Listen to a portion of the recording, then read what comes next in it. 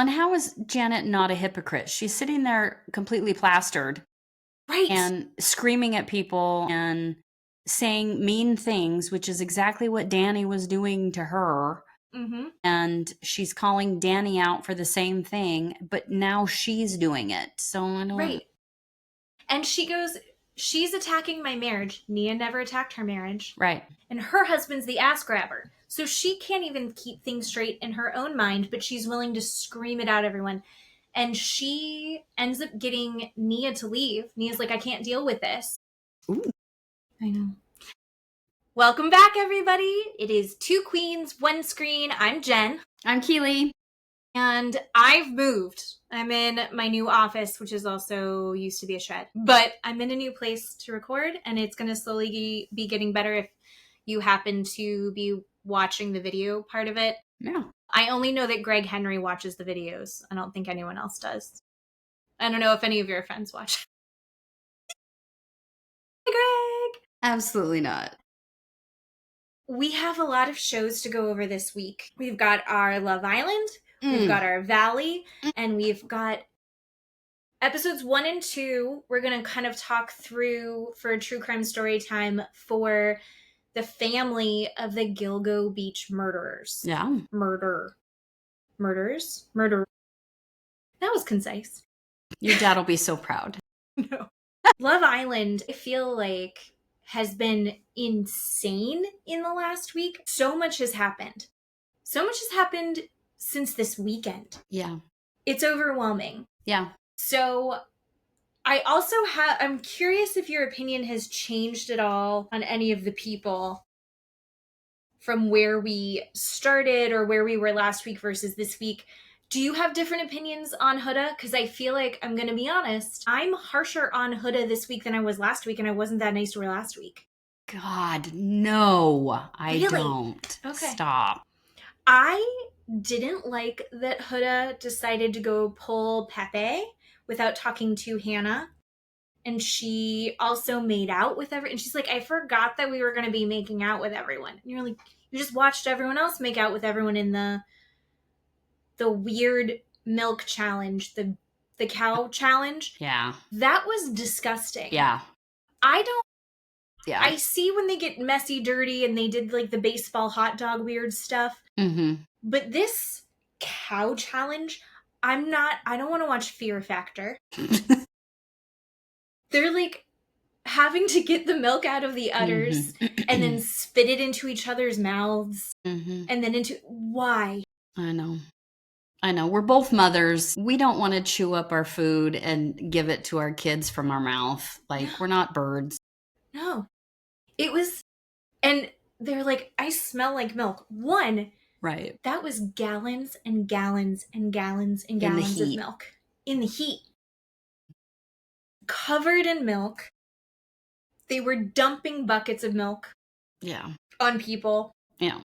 That, I will say, a lot of milk got dumped on Huda in some pretty shady ways, and I did feel badly for her in that. But I feel like there is an air of she's reaping what she's sown with her choices in the villa, as far as genuinely not like moving forward and bitching and moaning. Like, you can be upset, you can cry, but then she doesn't move forward and she keeps like circling back, and people are like, please behave differently.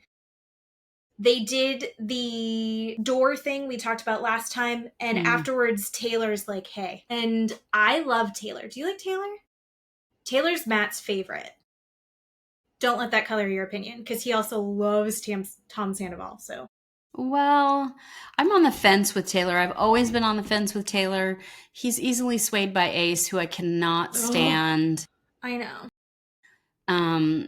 He just rolls his eyes at Huda. He's just not a friend to her. I'm just kind of on the fence with him. I think he's direct with her, though, in a way that most people, everyone was talking behind her back, and he goes straight in and goes, hey, like, we want you here.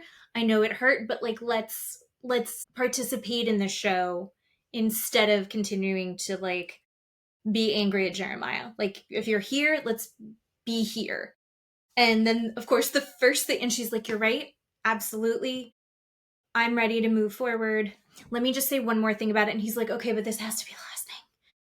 And then the very next thing she does is she goes and talks to Jeremiah.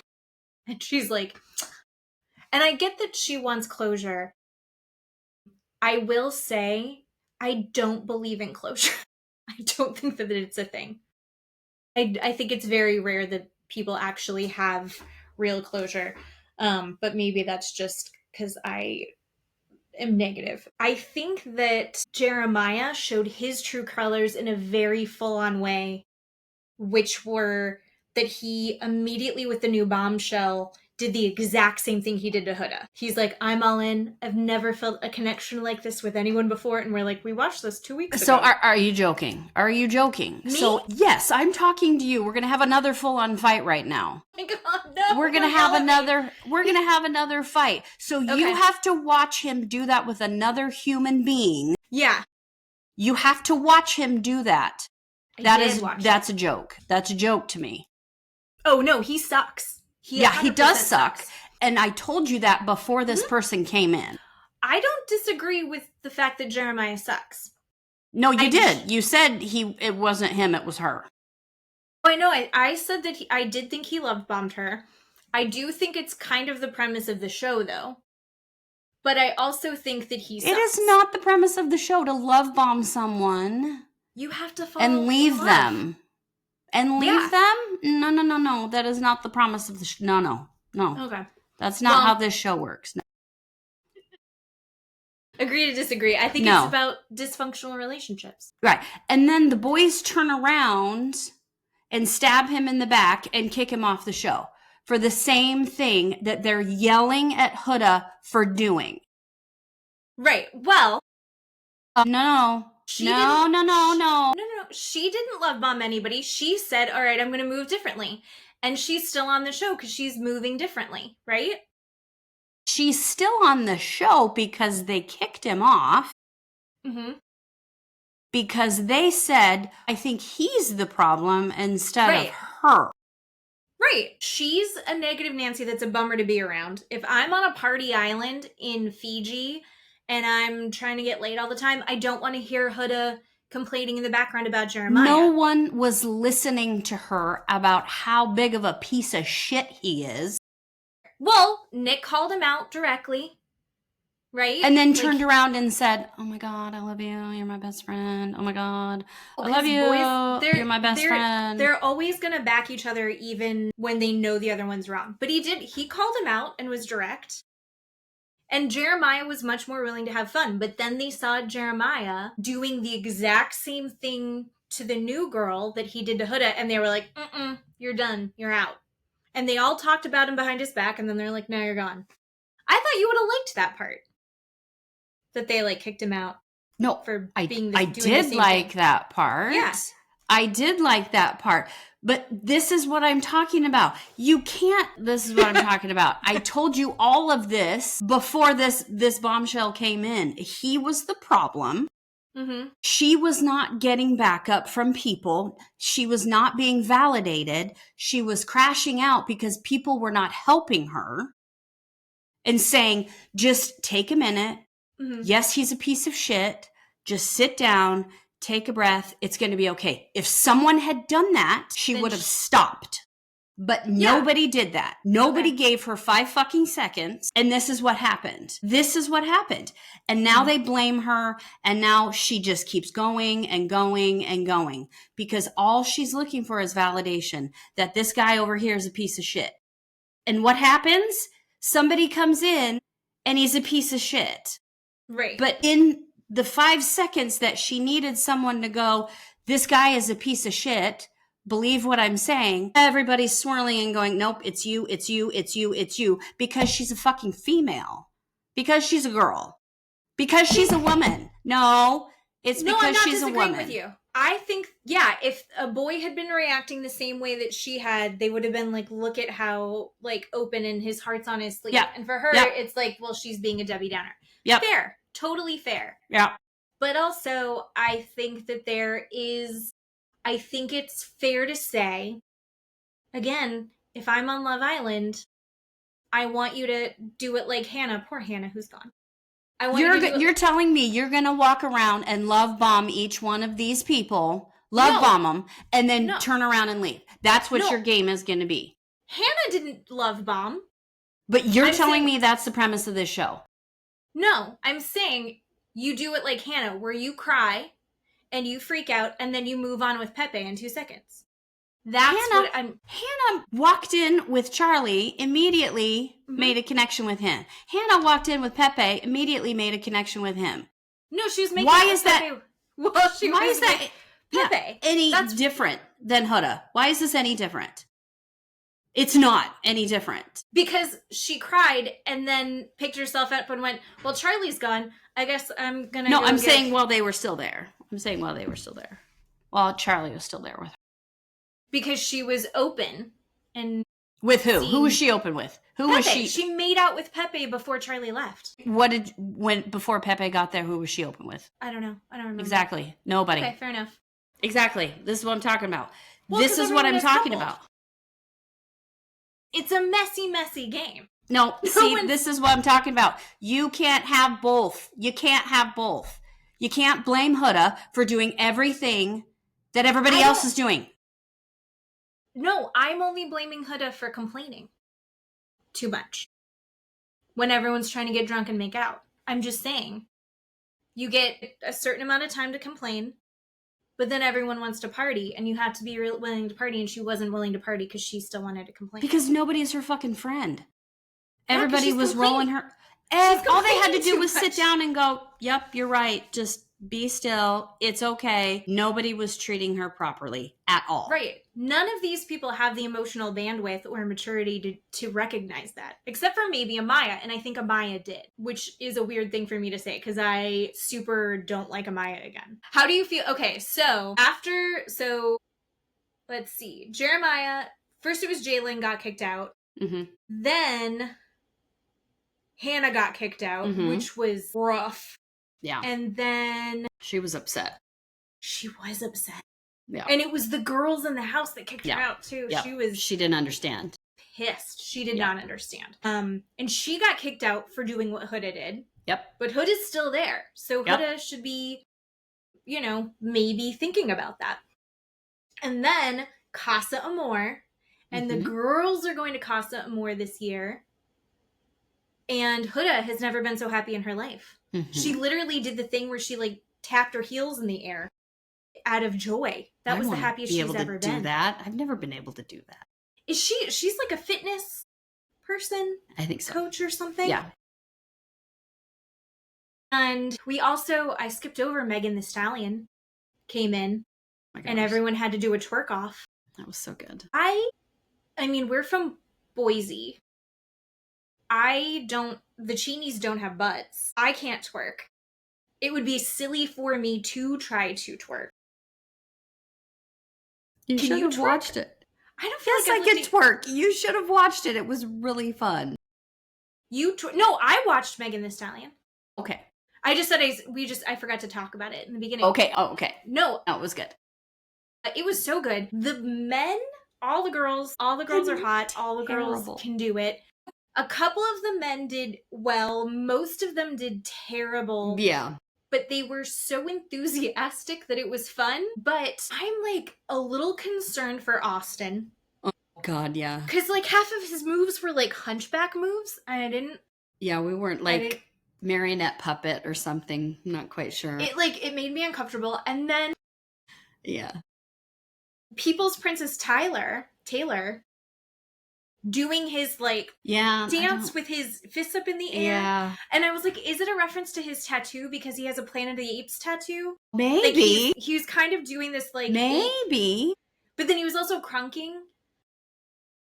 I don't know. He was doing a lot of faces.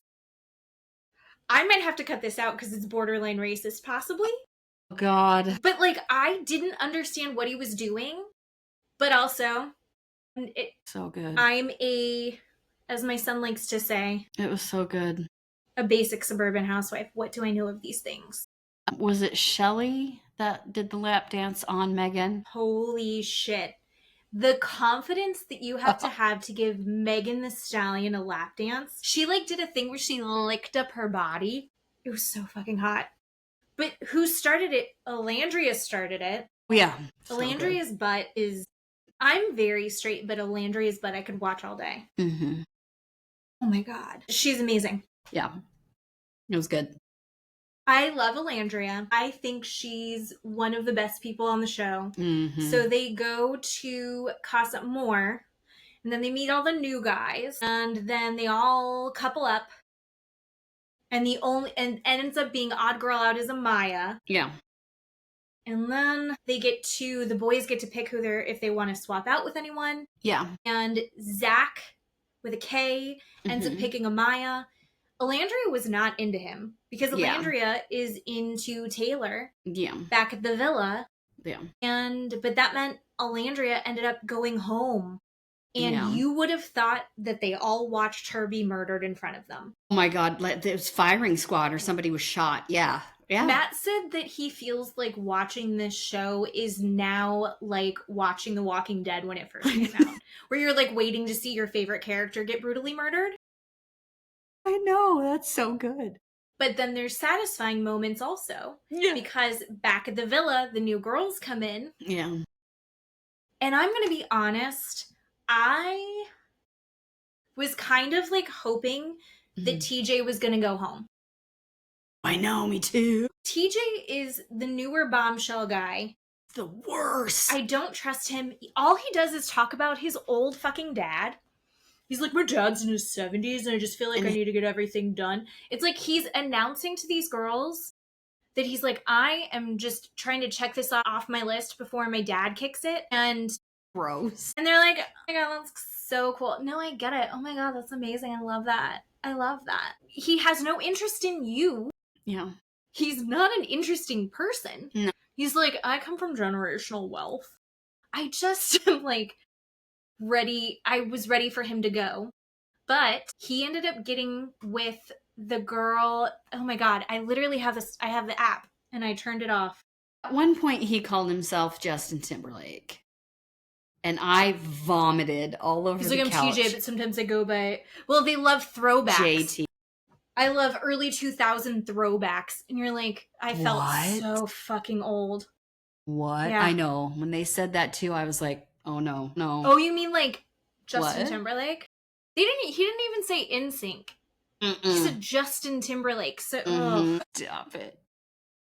Do we have the new... Are you talking the blonde? The new people aren't actually on the app. Yeah, the blonde. Vanna. I should have remembered her name. Vanna. She looks like a Pixar character. Yes, ma'am. It is unfortunate. There is either a massive amount of like the contouring and the highlighting. Yes. Is insane. Yes. What she's able to do with her makeup. On top of the fact, I feel like we've talked about it before, well documented, there are tens of thousands of dollars that go into work that you get done before you go on this show. Yeah. To get on this show. She went like crazy. She got a lot done, probably. Yeah. Her side profile, I don't know how to... It's the pointiest chin I've ever seen in my life. Yes. It's so tiny. And she like, did she get her jaw shaved down? Here's the thing. She's from Utah. Yeah. And what we know from Real Housewives of Salt Lake and what we know of the true or the secret lives of Mormon wives. Yeah, I can't get anything out. I'm like, the show with the Mormons.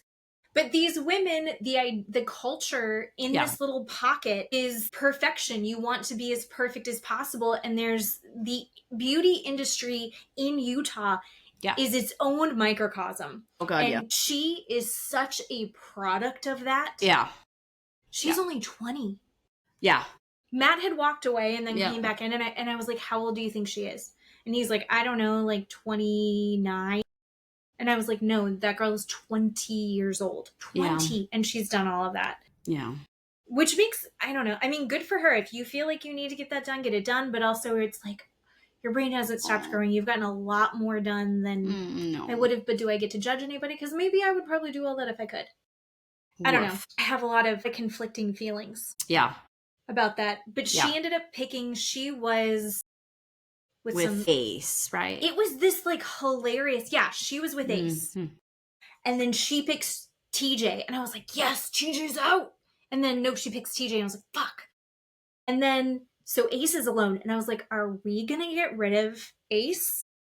If anyone's the snake in the grass, the sniper from the side, as Janet likes to say, it is Ace. He has got influence over these guys in a way that does not make sense because he's never had a girlfriend in his life. Why is he the one that they're taking all of their info from? But then the girl that was with Taylor ends up going to Ace. And you're like, oh my God. And then I was like, no, sweet baby Taylor. But then I was also like, you know what? It would kind of be okay because he and Olandria would both be gone together and then we wouldn't have to see. And then the girl that was with Jeremiah. No, is that correct? The girl that was with... Nope. Nick. The girl that was with Nick ends up going with Taylor, which thank God, that actually made sense. Yeah. But then Nick goes home? Yeah. This was as difficult for me as missing Olandria. Like, Olandria... And what was crazy is that all the girls freak out, and Olandria was like, I'm not crying. You guys don't need to cry. I'm not crying. And then they're like, you're so strong. And she's like, well, I've always had to be. And you're like, and that's the only time that she like faltered. And I was like, no, Olandria. And I actually got like, when she said that, because she's talked about being raised by her single mom, I was just like, oh, she's incredible. And I'm sad because you just want all the good things for her. Oh, poor lady. Or when she's walking out and she's like, I haven't had a boyfriend in 5 years. I just want to find somebody special. And I was like, oh my God, I'm going to start crying. I know. You poor baby.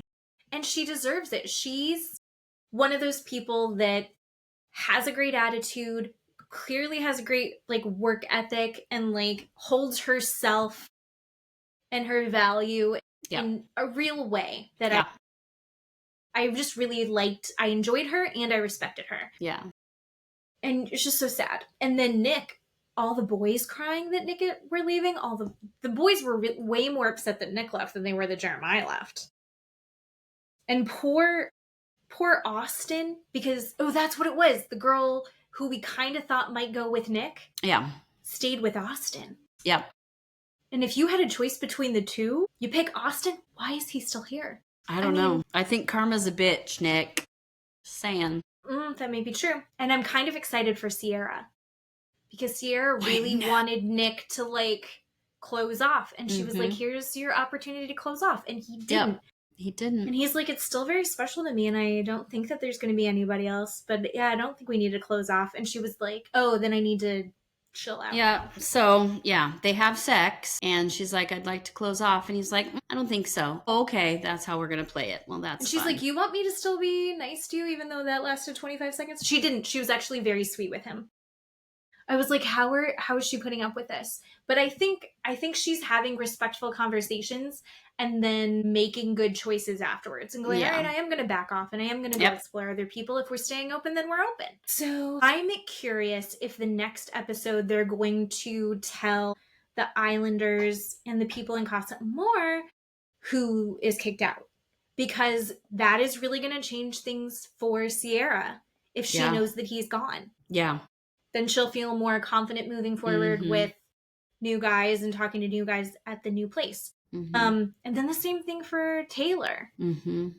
Because I think this is also maybe a good match for him. So we'll see. I don't know. And then, for some reason, we see, as Nick's walking out, Olandria's like, get in! And he's like, oh my God, what? Weird. We've never seen that before. That was so weird. I don't know what they're doing with that.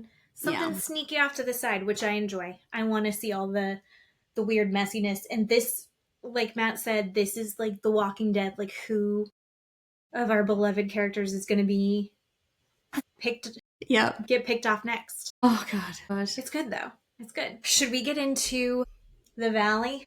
Oh, my God. Coyote Ugly. Is that in reference to Janet? Is that what that was? I don't know. I mean, Jasmine said that at field day, and I don't understand it. But okay, yeah. I missed that part. Okay. I have to say, did you have an easier time this week than last week? Yes, I did, except for the whole bro hugging, bro circle thing. That was cringy at Jesse's house. That's going to take an hour of our time. But can I tell you, I'm going to swallow some pride right now and say this episode, I was enjoying Jesse quite a bit. And I hate that man. But I really liked him in this episode. So it's interesting because I feel like I see him trying. Yeah. And then, do you know what he reminds me of? I don't think that Jesse is as bad as Jax. I think Jesse is actually more similar to Stassi, young Stassi, than Jax. I can see that, yeah. She talked about her dark passenger. Yeah. Jesse has a dark passenger. Yeah. That for some reason pushes him into his lizard brain when he gets frustrated and he can't get out of it, and he'll call his ex-wife a hooker in front of him. Yeah. Yeah. But then he's like this when we see him in this episode, and I'm just like, oh, Jesse. Well, let's just like jump right in then. Uh-huh. So the first thing that happens is we see Luke and Kristen at their new place. Luke likes the house that they're in, that they're like renting, and they're going to be there for a while. And he is a Colorado boy. He likes nature. He likes to be out in the middle of nowhere. He's a camper. And I think he does it in a tent and not like in a camper, which not my speed. No, thank you. And it's very sweet because they're talking about their plans for the future and how he's more comfortable with California and the LA area now. And he's being very sweet with Kristen. And then they start talking about, she's in her ovulation window and that he's helping her track that, which, if we remember, I think it was in Santa Barbara, she had not been tracking it correctly or something had gone wrong. And he's like, no, let's do it together. It's going to be fine. He's asking her how to keep her stress levels down. Just like everything he was doing was just very sweet and loving and good. Like I was just so happy for Kristen watching them together. It was very sweet. And they were having this cute little fancy lunch together. At the same time, Danny and Nia meet up with Benji and Zach at a little lunch place. And they tell Zach that they know, hey, we know that you know the secret that Luke is about to propose to Kristen. And he's like, okay. And I thought that was really cute. And they're like, we know that you know. And because they are not on good terms with Janet and Jason, they're pretending to host the Maui vacation friends trip. And Luke wants everyone to go. But he also doesn't want Detective Doty to know what this trip is really about. So the ruse is that Nia and Danny are going to be hosting it, but they're on bad terms with Janet and Jason. So Zach is going to pretend that he's also helping, and he's going to invite Janet and Jason. And they even explain it in the show how fucking backwards all of this is. It's really frustrating. I feel like the season's already falling apart. I feel like the show, I don't know where it's going to go next season because none of these people really enjoy each other. There's two separate groups of friends that hang out. And it's why are Janet and Jason going even for Luke and Kristen at this point? Yeah. Right? Yeah, because Jason has collapsed. Jason has collapsed and he can't come back. I don't know what's going on there. No. Yeah. And every time we see a little bit of old Jason being decent, Jason being sweet. Yeah. 2 seconds later in the interviews or the after show, you watch him, the reprogrammed version of him from Janet, pop in and go, well, I don't know how genuine that is, and we'll have to see if this is a good step forward. And you're like, you just said that you're good. Yeah. Fuck. Yeah. Anyway, we'll get into more Jason hate shortly. But they decide to do their organizing and messaging out. So Danny and Nia are sending it to everybody. Danny accidentally also sends it to Nia, which was really funny. She's like, you just invited me. And he's like, 3 under 3, baby. I think he gets to say that until he no longer has 3 under 3. He's about to have 4 under 4. I think you get to say that as much as you want because that is a daily struggle until they are out of diapers. And then even then, until they're in school, really, right? Mm-hmm. I think. That's too many fucking kids. Mm-hmm. 2 is too many, I think. Mm-hmm. 4 seems insane. Oh. But they invite everybody. They FaceTime with Luke and Kristen, and they're like, let's go to Maui. And Luke is pretending that it's not the trip that he planned, and he's like, Luke, Kristen's gonna figure it out, right? Yeah. If that's your attitude, Luke, she's gonna get it figured out. So here's the thing that we were mentioning earlier, and the weirdest fucking thing I've ever seen in my life, and the whole thing made me angry. Poor Matt. We're sitting there and I'm screaming at the TV today watching it. I was like, what the fuck is this? This is so stupid. He is not a licensed professional. All of this is fucking backwards. And what I'm talking about is Jesse invites all the boys, which I thought was good. He actually invited everyone to meet up with his life coach, Scott, to have a men's club, because only men can understand what other men are going through. I'm willing to accept that. I am willing to say dudes need to be able to come together and be like, we're having struggles. These are what our struggles are. Let's support each other through it. I'm all for it.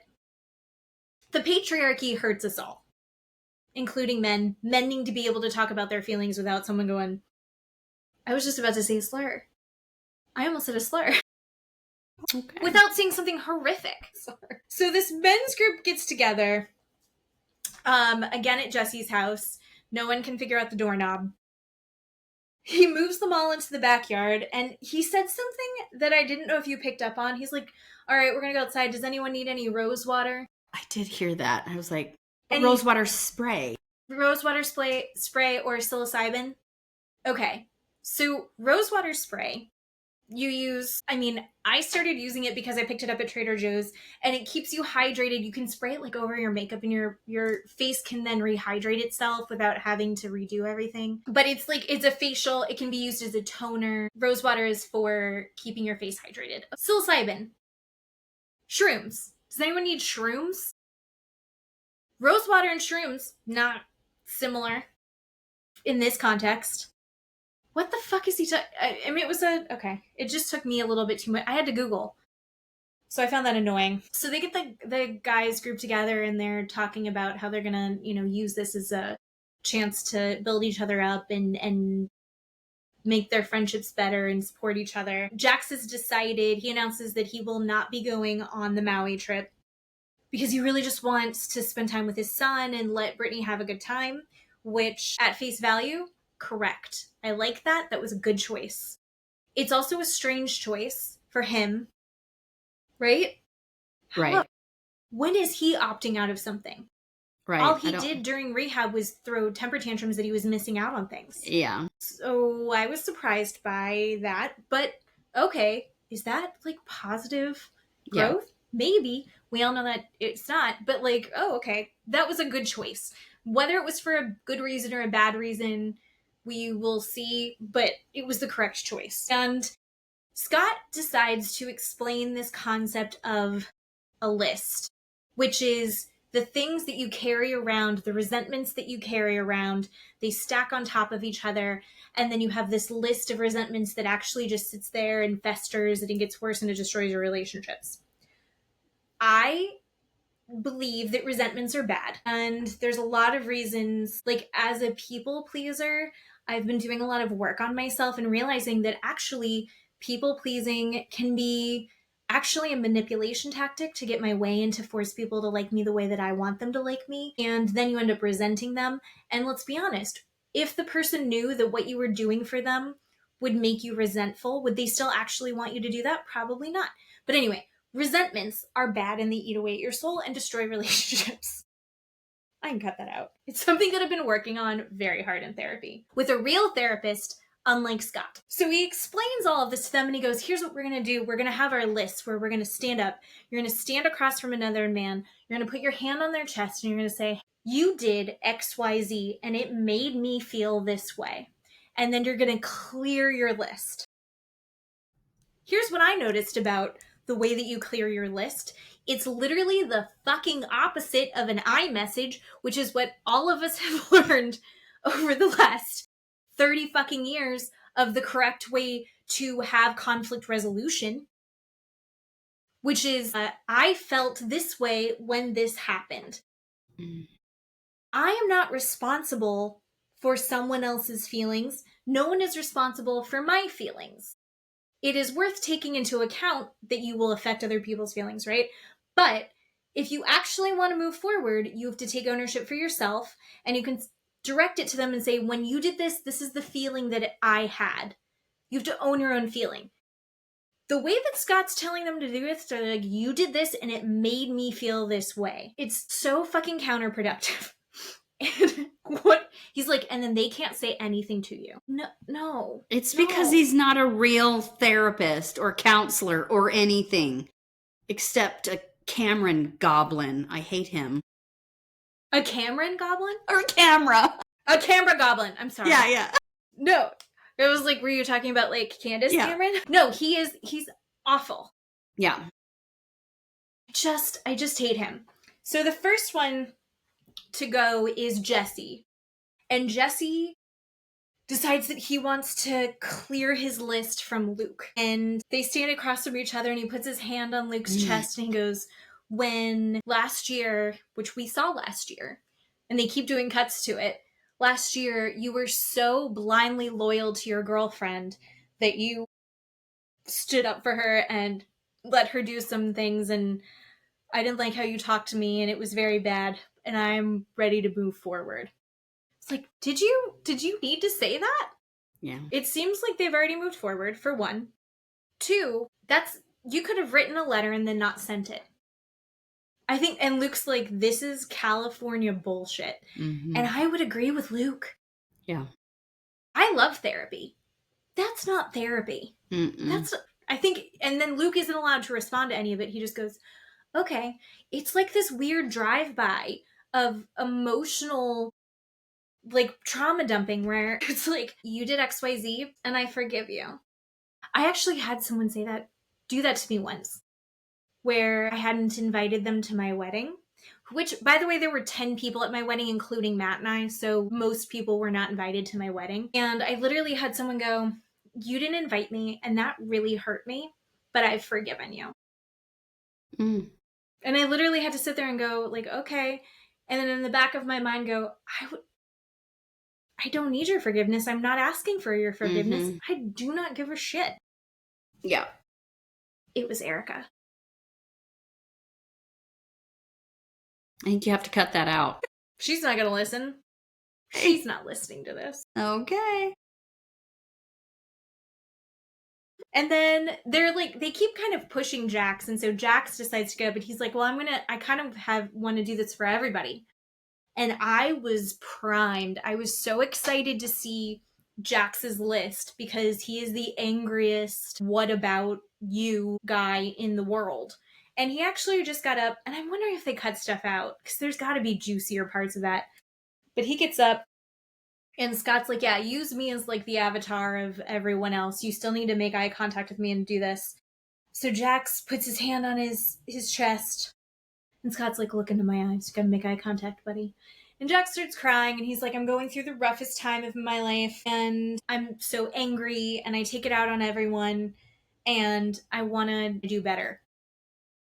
I wanted him to clear a list so bad, and instead he was feeling very, like, apologetic. So all the times that I need him to be doing that, like when he has a conversation with Brittany, he does it to a room full of men. Mm-hmm. Did you have any feelings when he was doing that? He to me, he didn't do anything. I think he fake cried. I don't think he cried at all. He just kept touching his eyes to try and make himself cry. I think he was trying to poke himself in the eye, so maybe he could cry. Luke, when they cut to Luke in the background, I think he rolled his eyes at one point because Luke could smell the bullshit all the way from behind him. I don't think that Jax said or did anything. Anytime Jax is in a room full of people, that's the garbage that he spews. He just says, I have a terrible life. I got out of rehab. I got served divorce papers.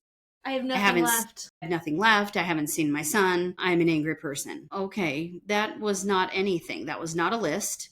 That was not anything. You didn't do or say anything to anybody. I think it was a preemptive, like, everyone be nice to me. Sure. Was kind of the vibe the vibe that I got, because I think every single person there probably has a very valid, like, I'd like to put my hand on your chest right now and tell you exactly all of the shit that you've put us through. Yeah. But they can't, because he's in this vulnerable, he's crying, he's in a vulnerable state. And everyone's like, I'm not touching that with 10-foot pole. Well, they cut to Jason, and Jason's having some meltdown. He's so moved by it. Did you see that? My fucking God. What are you doing? Don't understand. What is wrong with you? Why is he so willing to go after Danny and not willing to acknowledge Jax's bullshit? Mm-hmm. It doesn't make sense to me. Yep. Speaking of, Danny and Zach it up. Mm-hmm. And Danny puts his hands, Danny and Luke, nope. Danny and Jason. Third time's a charm. We got it. Danny and Jason get up, and he puts his hand on his chest and he goes, listen, I love you, and I haven't been showing you that. He does the opposite of what he's supposed to do. Instead of confronting, like, you've been an asshole, he's like, I'm apologizing to you. And he says, I love you, and I have not been showing you that. I definitely didn't show you that till last week. I went after your wife. I should not have done that. I apologize for doing that. And I care about you, and I care about our friendship, and I want to be able to move forward. And Jason's like, you can see it for a second where he's like, I care about you too. And I want this to be a good first step forward moving. And it seems good. And they like hug, and it seemed really good. And then 2 seconds later, they cut into the interview, and he's like, we'll have to see, who fucking knows? Like, he's like, I don't know how genuine that was. Yep. That was nice, right? For 11 episodes, all Danny is doing is apologizing. What are we doing? And apologizing for the same 2 incidents over and over and over again. Yep.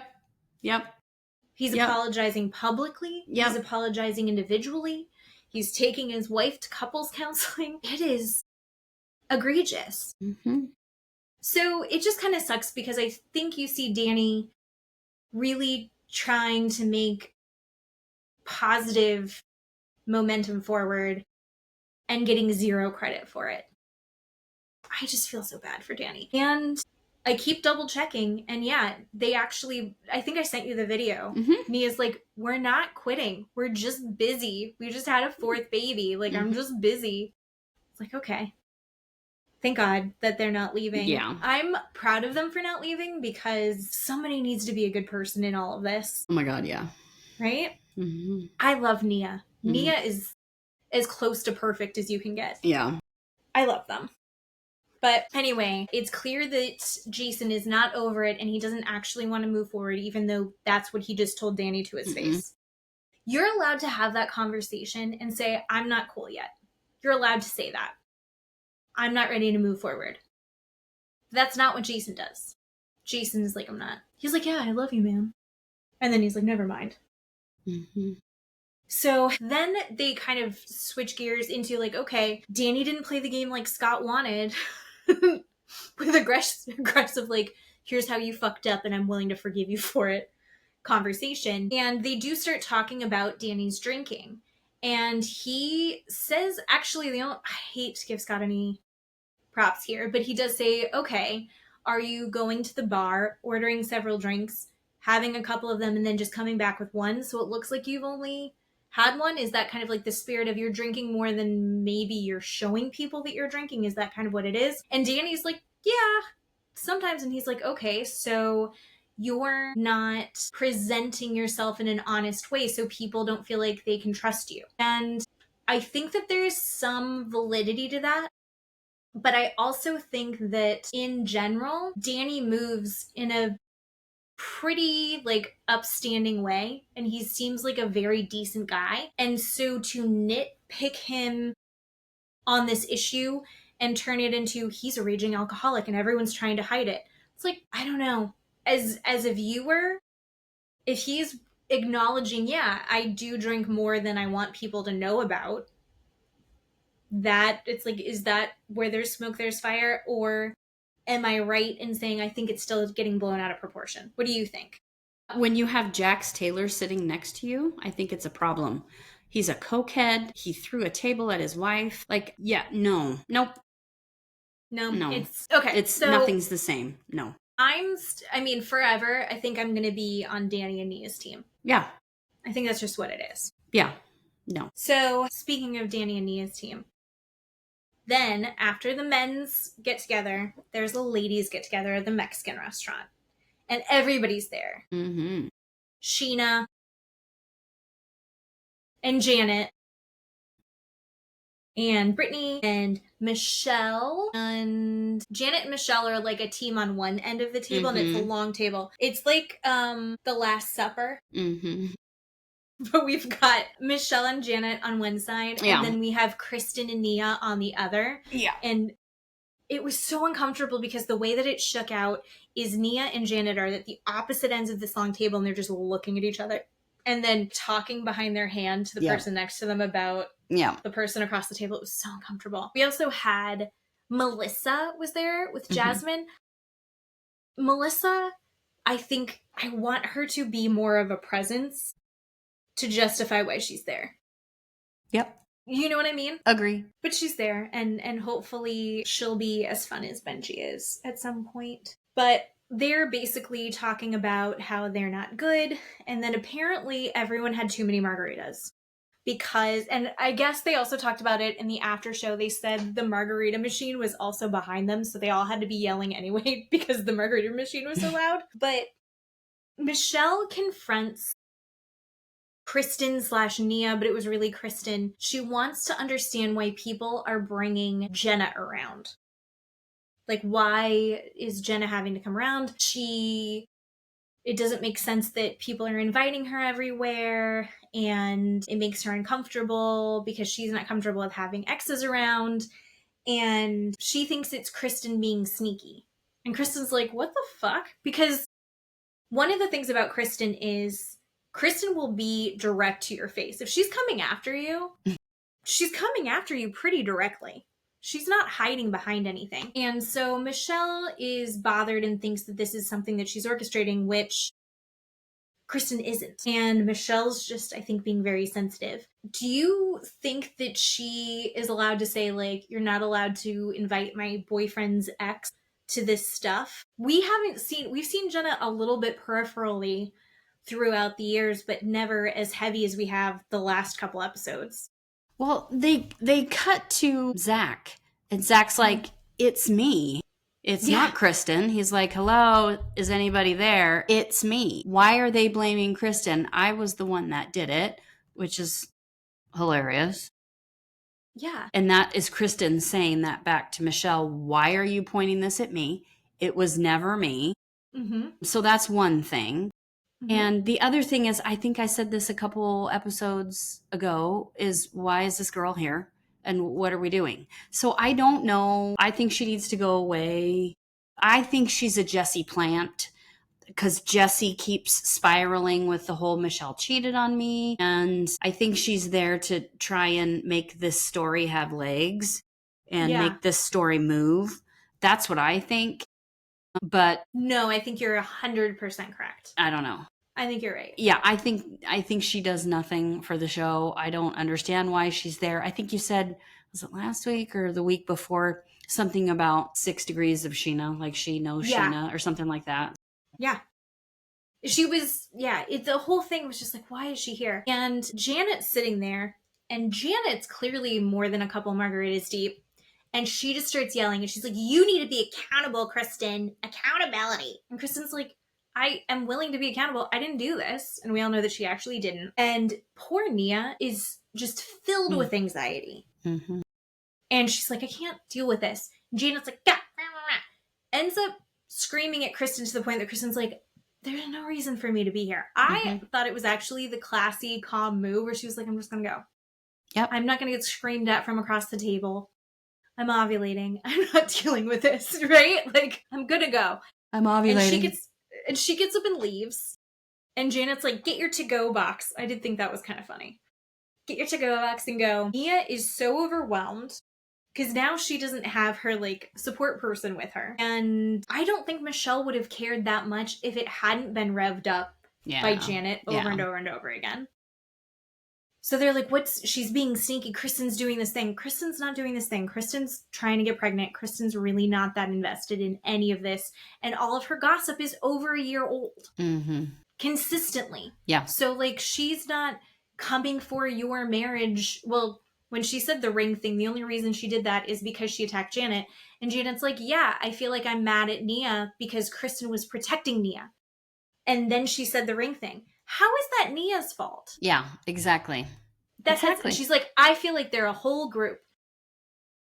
No, Danny and Nia are not involved in what Krista's doing. It's ridiculous that she's roping her into this. And I fucking hate Janet for thinking that she gets to keep doing this. It's driving me nuts. Yeah. And she ends up going after Nia, and Nia just starts crying. Mm-hmm. And she's like, this is too intense. Like, the screaming in my direction.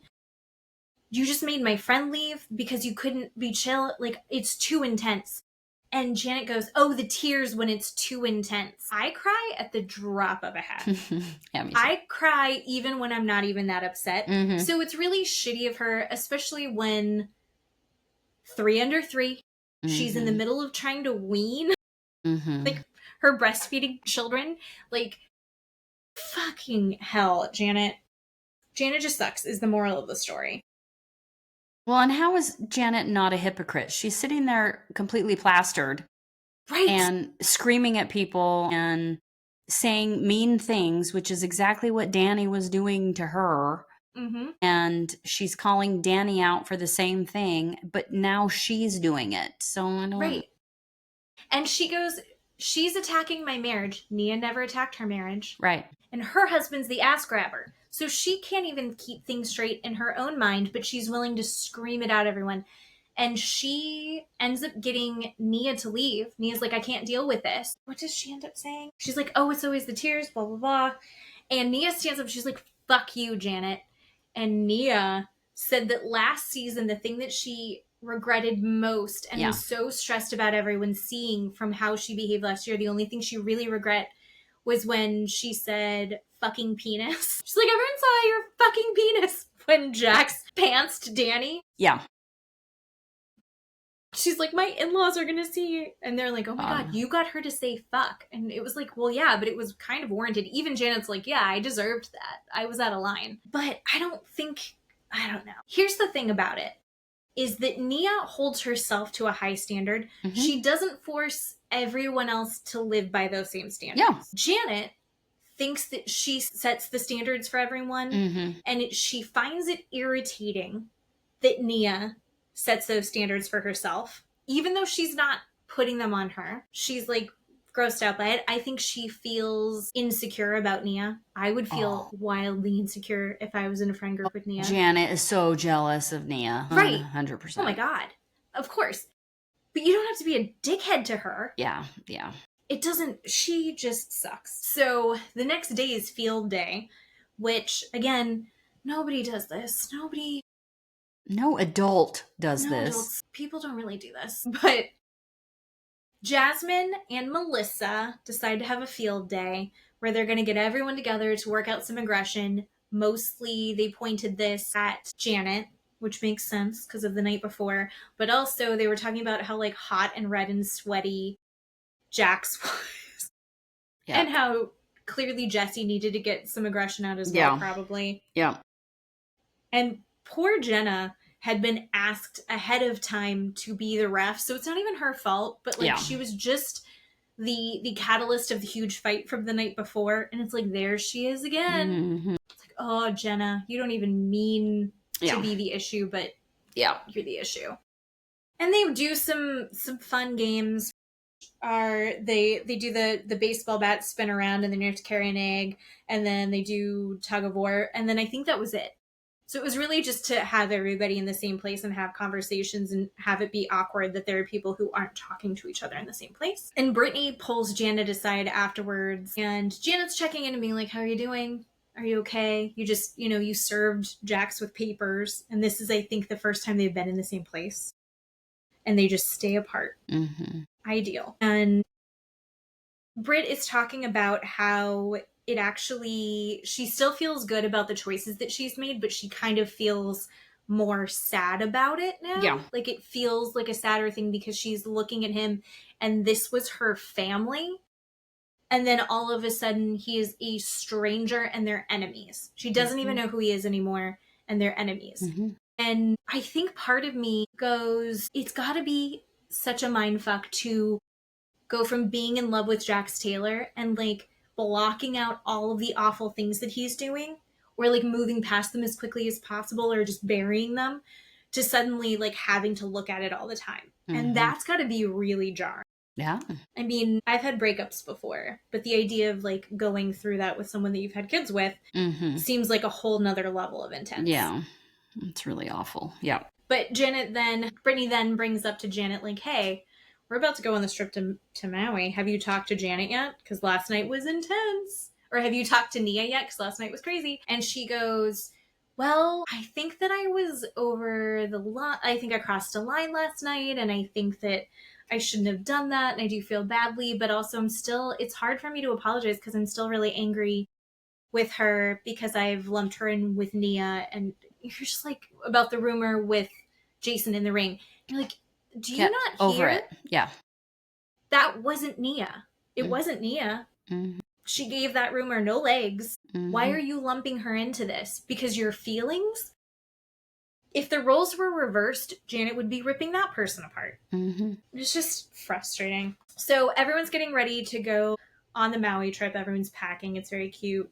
Luke has to take his gecko to Kyle Chan. I'm sure that that's not the enclosure that gecko has to stay in usually. Like maybe that's just a vacation enclosure. But that was a very large gecko for a very small, very small container. It is so weird that Kyle Chan is the engagement ring / gecko babysitter. I know. All right. You know when you have your like list of things, like this is who I am.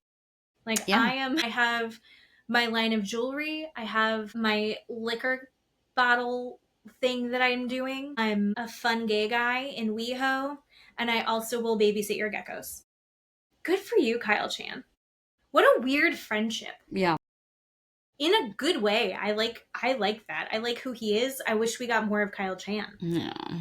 Plus, it's probably good for his business. Kyle Chan, get that bag, baby. Unfortunately, we also learned that Luke's grandma's not doing very well. She's got cancer, and so before they get to Maui, they're going to go spend a little bit of time with his grandma because who knows how much time she has left. And then he's also, so that's got him all feeling all sorts of ways. Yeah. And then on top of that, he's feeling all sorts of ways because he's literally about to propose to Kristen. Yeah. So in this massive trip that he's organized. So I would be a mess of anxiety. And you can see he's like holding it together really well, but it's like starting to show. Janet and Jason, they go to them packing. And it's just everyone kind of quietly talking shit about each other within their couples. And she says that she feels gaslit by Nia. When has Nia gaslit her? What? Oh, because of Danny's drinking? How does it does not fucking affect you, Janet? No. She is literally grasping at straws. Yep. I don't know. Janet you talk about not taking accountability, Janet. No one's good. No one's good with each other. It's just everyone talking shit. Then we see Jax right before the Maui trip. He's going to have lunch with Brittany. So he's at the place. He orders a Coke and a coffee. So he's just got to stay very caffeinated, I guess. That's like the only drug he's allowed to have anymore. On camera. And he ends up calling Brittany and he's like, hey, where are you at? And she's like, oh, I'm not coming. And he's got her on speakerphone. So it's just the camera looking at him at lunch by himself, being stood up with her on the speakerphone. And she's like, yeah, I'm not coming. He's like, why aren't you coming? And she's like, because I got a million DMs last night that you were out at the bars, being belligerently drunk. And yeah, I'm not interested. I'm not coming. You're supposed to have changed and you clearly haven't changed at all. And I'm sick of it. I'm not interested in coming. And then she just starts rattling off. And I think it's when she said that you're a vile, terrible human being. And he goes, well, that's it. And he hangs up on her. Yeah. I think that's probably when he should have hung up on her. That's fine. They don't need to keep having a conversation. She's not going to get through to him by screaming at him. And she won't feel better later on that she did that. So that's fine. He's saying, I was at home by 11. I wasn't even out that late. If you're a recovering alcoholic addict, barely got out of rehab, and he hasn't, this is a couple weeks later, he still hasn't seen Cruz. Yeah. And they're supposed to be co-parenting, and he's like, we were supposed to have this meeting so we could get together and talk about co-parenting and plans for moving forward and blah, blah, blah. No. Nope. Also, we know, as people who follow the Bravoverse, that Jax Taylor's first stint in rehab, which is what we watched, that first 30 days, didn't actually mean anything. And that he then goes to rehab again, which hasn't happened yet in the show, and that's when he starts taking it really seriously. So that makes more sense for that timeline that I was scrutinizing on his Watch What Happens live appearance, where he was like, yeah, it's been like 200 and something days. And it's like, well, shouldn't that have been 300 and something? Yeah. And it's because he is still being a shithead while pretending to not be a shithead. Right? Yeah. Also, he's definitely still being a shithead in real time right now. God, yeah. But he says, what I do on my time is my business. We're separated. She asked for a divorce. We're not going to do that. Fair. Fine. Yeah, that's kind of how it goes. Except the only thing that gives me pause is that if you're actively saying, I've got anger problems, I'm bipolar and I need to be medicated, and I'm an alcoholic addict, if you're acting a fool when your kid's not around, the chances of that bleeding over into when you are taking care of your autistic toddler probably actually does affect the other person. Oh, yeah. And if you, I don't know. So I'm a little torn on like, yeah, you should be able to go do whatever you're going to go do when you're single. But like, it does, if it's going to affect your kid, he thinks that her dating other men is going to affect his kid, and he starts throwing that in her face. Whereas she's like, no, you're an alcoholic and you're drinking again. And you're being belligerent. No, there's a problem there. Yeah. I think that there's a line, and he's pretending like he's not crossing that line. It just means she's not going to let him see Cruz. That's all. Yeah. So anyway, that was fun watching him get stood up. And then he had to take a lot of to-go boxes this episode. So then everyone gets to Hawaii except for Jax. And I was curious about what you thought about this, because when they get to Hawaii and they all get to the hotel, and Zach and Benji get updated to the presidential suite, and he's like, oh my God, Nia and Danny, should I give them the presidential suite, or is that going to look weird? Like, she'll know. And they're like, yeah, don't worry about it. She'll know and she'll figure it out if you give him. And then Luke's like, why the fuck didn't he give me the presidential suite? He should have just given it to me right then. Yeah. No, I don't think they should have given it to him. Kristen would have figured it out. I agree. And then also, apparently the presidential suite came with Jesse. Well, he got the, like, what did they call it? The butler suite. He got the butler suite, which is like a half bath and a half bed, because he had to share the bathroom with Zach and Benji. That's why he was waiting outside while they were Zach said that he had his own bathroom, but that he was refusing to use it. And then Jesse was like, I didn't have my own bathroom. Who knows? The answer is we'll never know. But I loved that Jesse had to be in there with Zach and Benji. It was so funny. It was so funny. And how cute were Zach and Benji, like, spraying each other in the giant shower? The poor Benji smacked his head off the wall. I know. That was the cute. They're cute. 2 children. I love them. They're very fun. Yeah. And then also we see everybody unpacking in their rooms. Everyone's still talking shit. And Aaron's there with Michelle. So Aaron has come on this trip. And he's basically saying that he feels stressed out by Jesse, but also, he didn't really talk to Jesse when everyone was getting checked into their rooms. And maybe one day it's like, this is like, maybe in the future we're all going to get along and it's going to be cool and we can go on family vacations together. And you and I are going, no. That's fucking weird. No, we don't do that. You don't do that. And I think even Michelle was like, no, it's sweet of you to try, but no. That's not how it works. No. The more that we're seeing of Aaron and the more that we're getting to know him, I feel like we're getting to know Aaron better than we're getting to know Melissa. Jasmine's Melissa, for example. So, and I'm liking Aaron more and more. Yeah.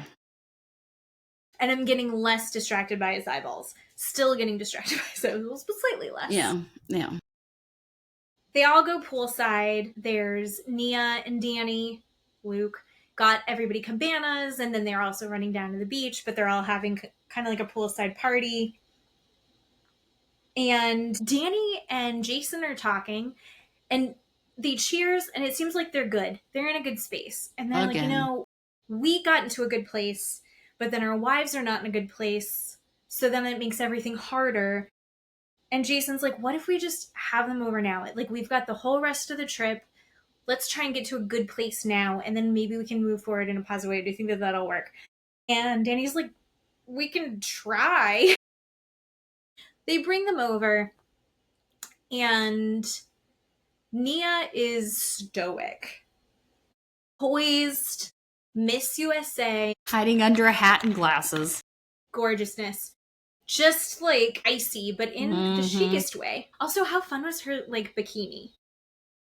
It was like a new mom bikini, which is what I wear, even though my children are 12.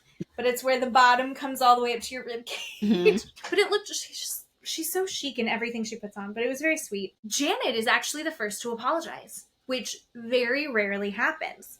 Janet said, I clearly had way too much to drink, and I should not have yelled at you.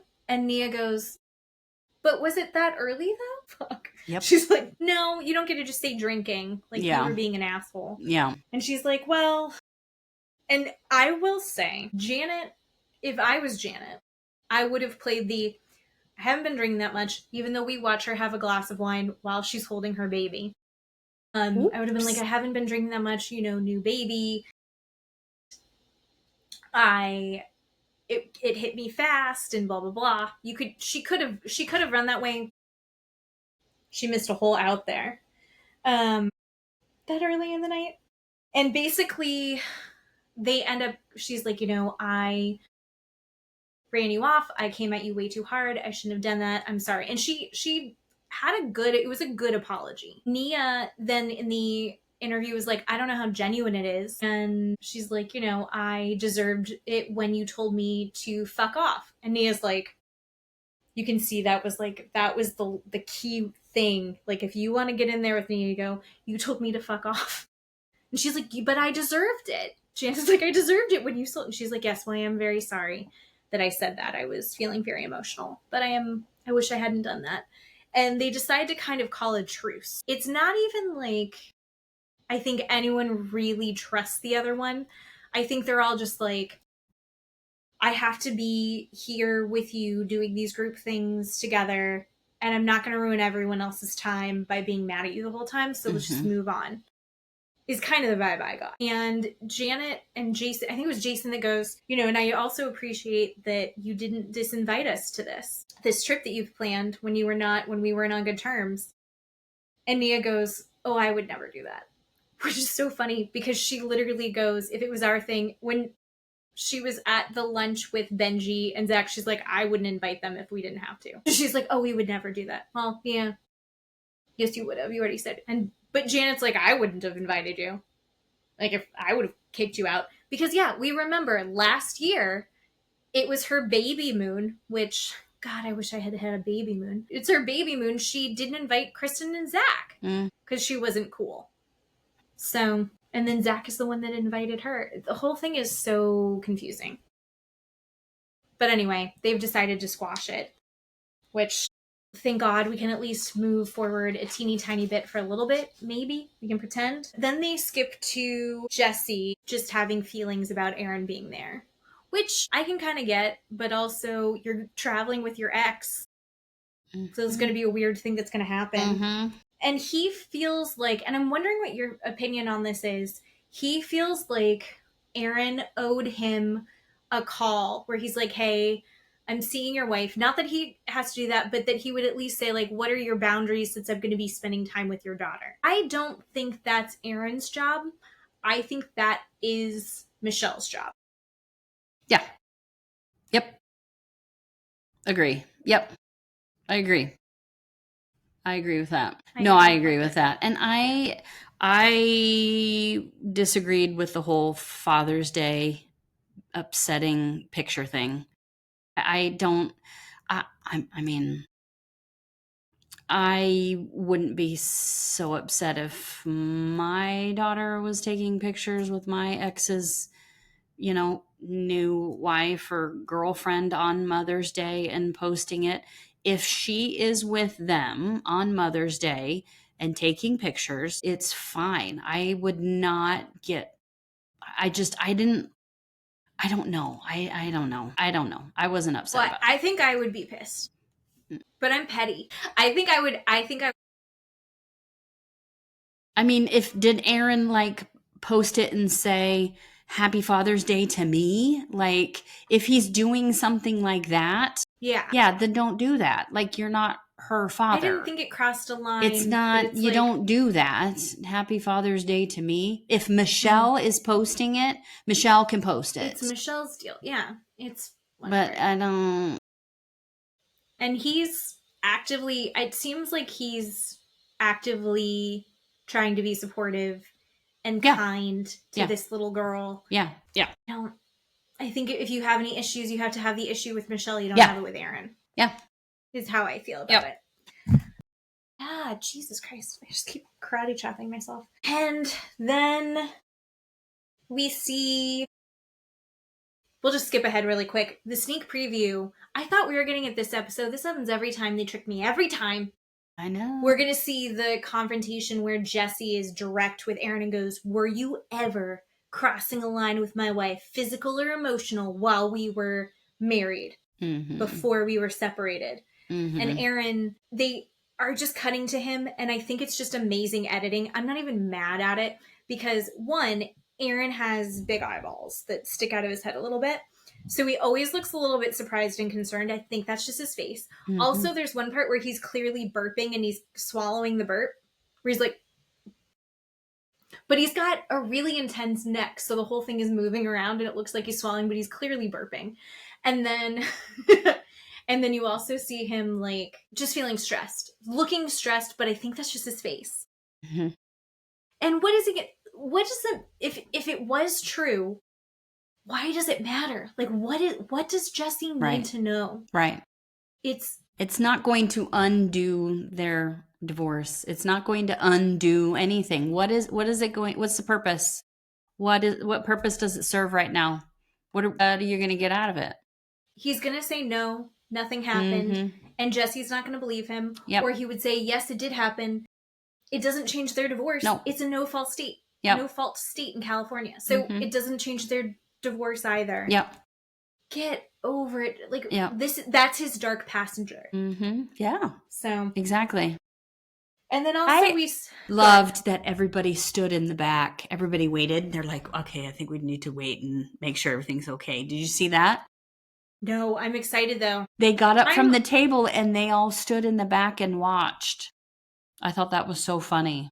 I would do that. Well, because it's like, is this going to get physical? I'm curious how many drinks Jesse's had.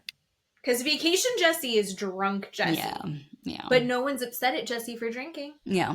Right. Even though he's ridiculous when he's drinking. Right. Well, because he's very open about his drinking.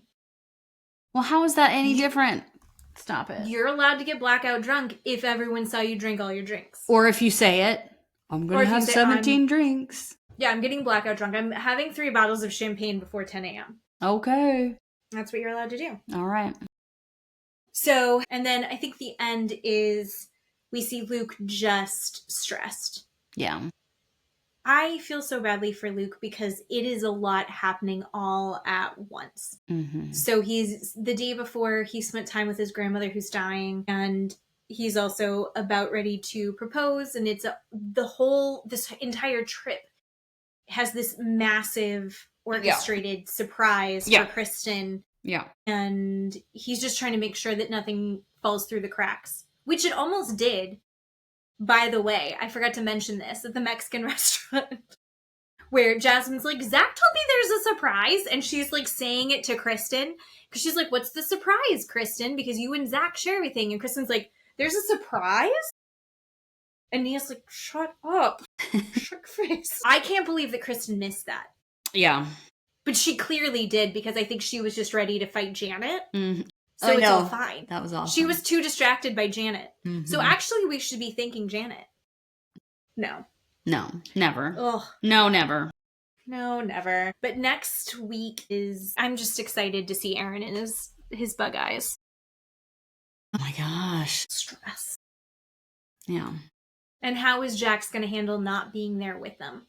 What unhinged shit is he going to pull while they're across the ocean? Yeah, well, that's what Brittany said, that Cruz was at home and Jax was going to go over and see him, right, while they were gone. I guess so. I think is what she said. I would be like a little bit stressed about leaving Cruz, right? But she's gotta do what the show's doing, so. All right. Are you ready for True Crime Storytime? Yeah. We talked about this last week, getting into this one. I love a follow-up. I love an update. Well, yeah. I mean, we didn't know that we were gonna get any of this info. No, and it's interesting. It's very interesting. All right, so jump right in.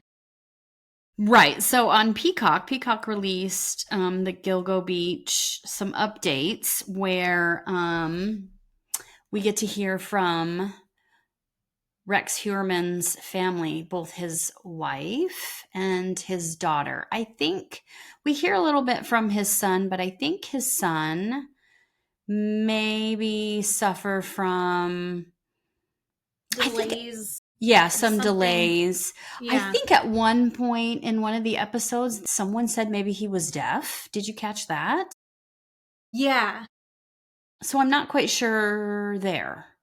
Yeah, I'm not sure. And it's technically his stepson, so.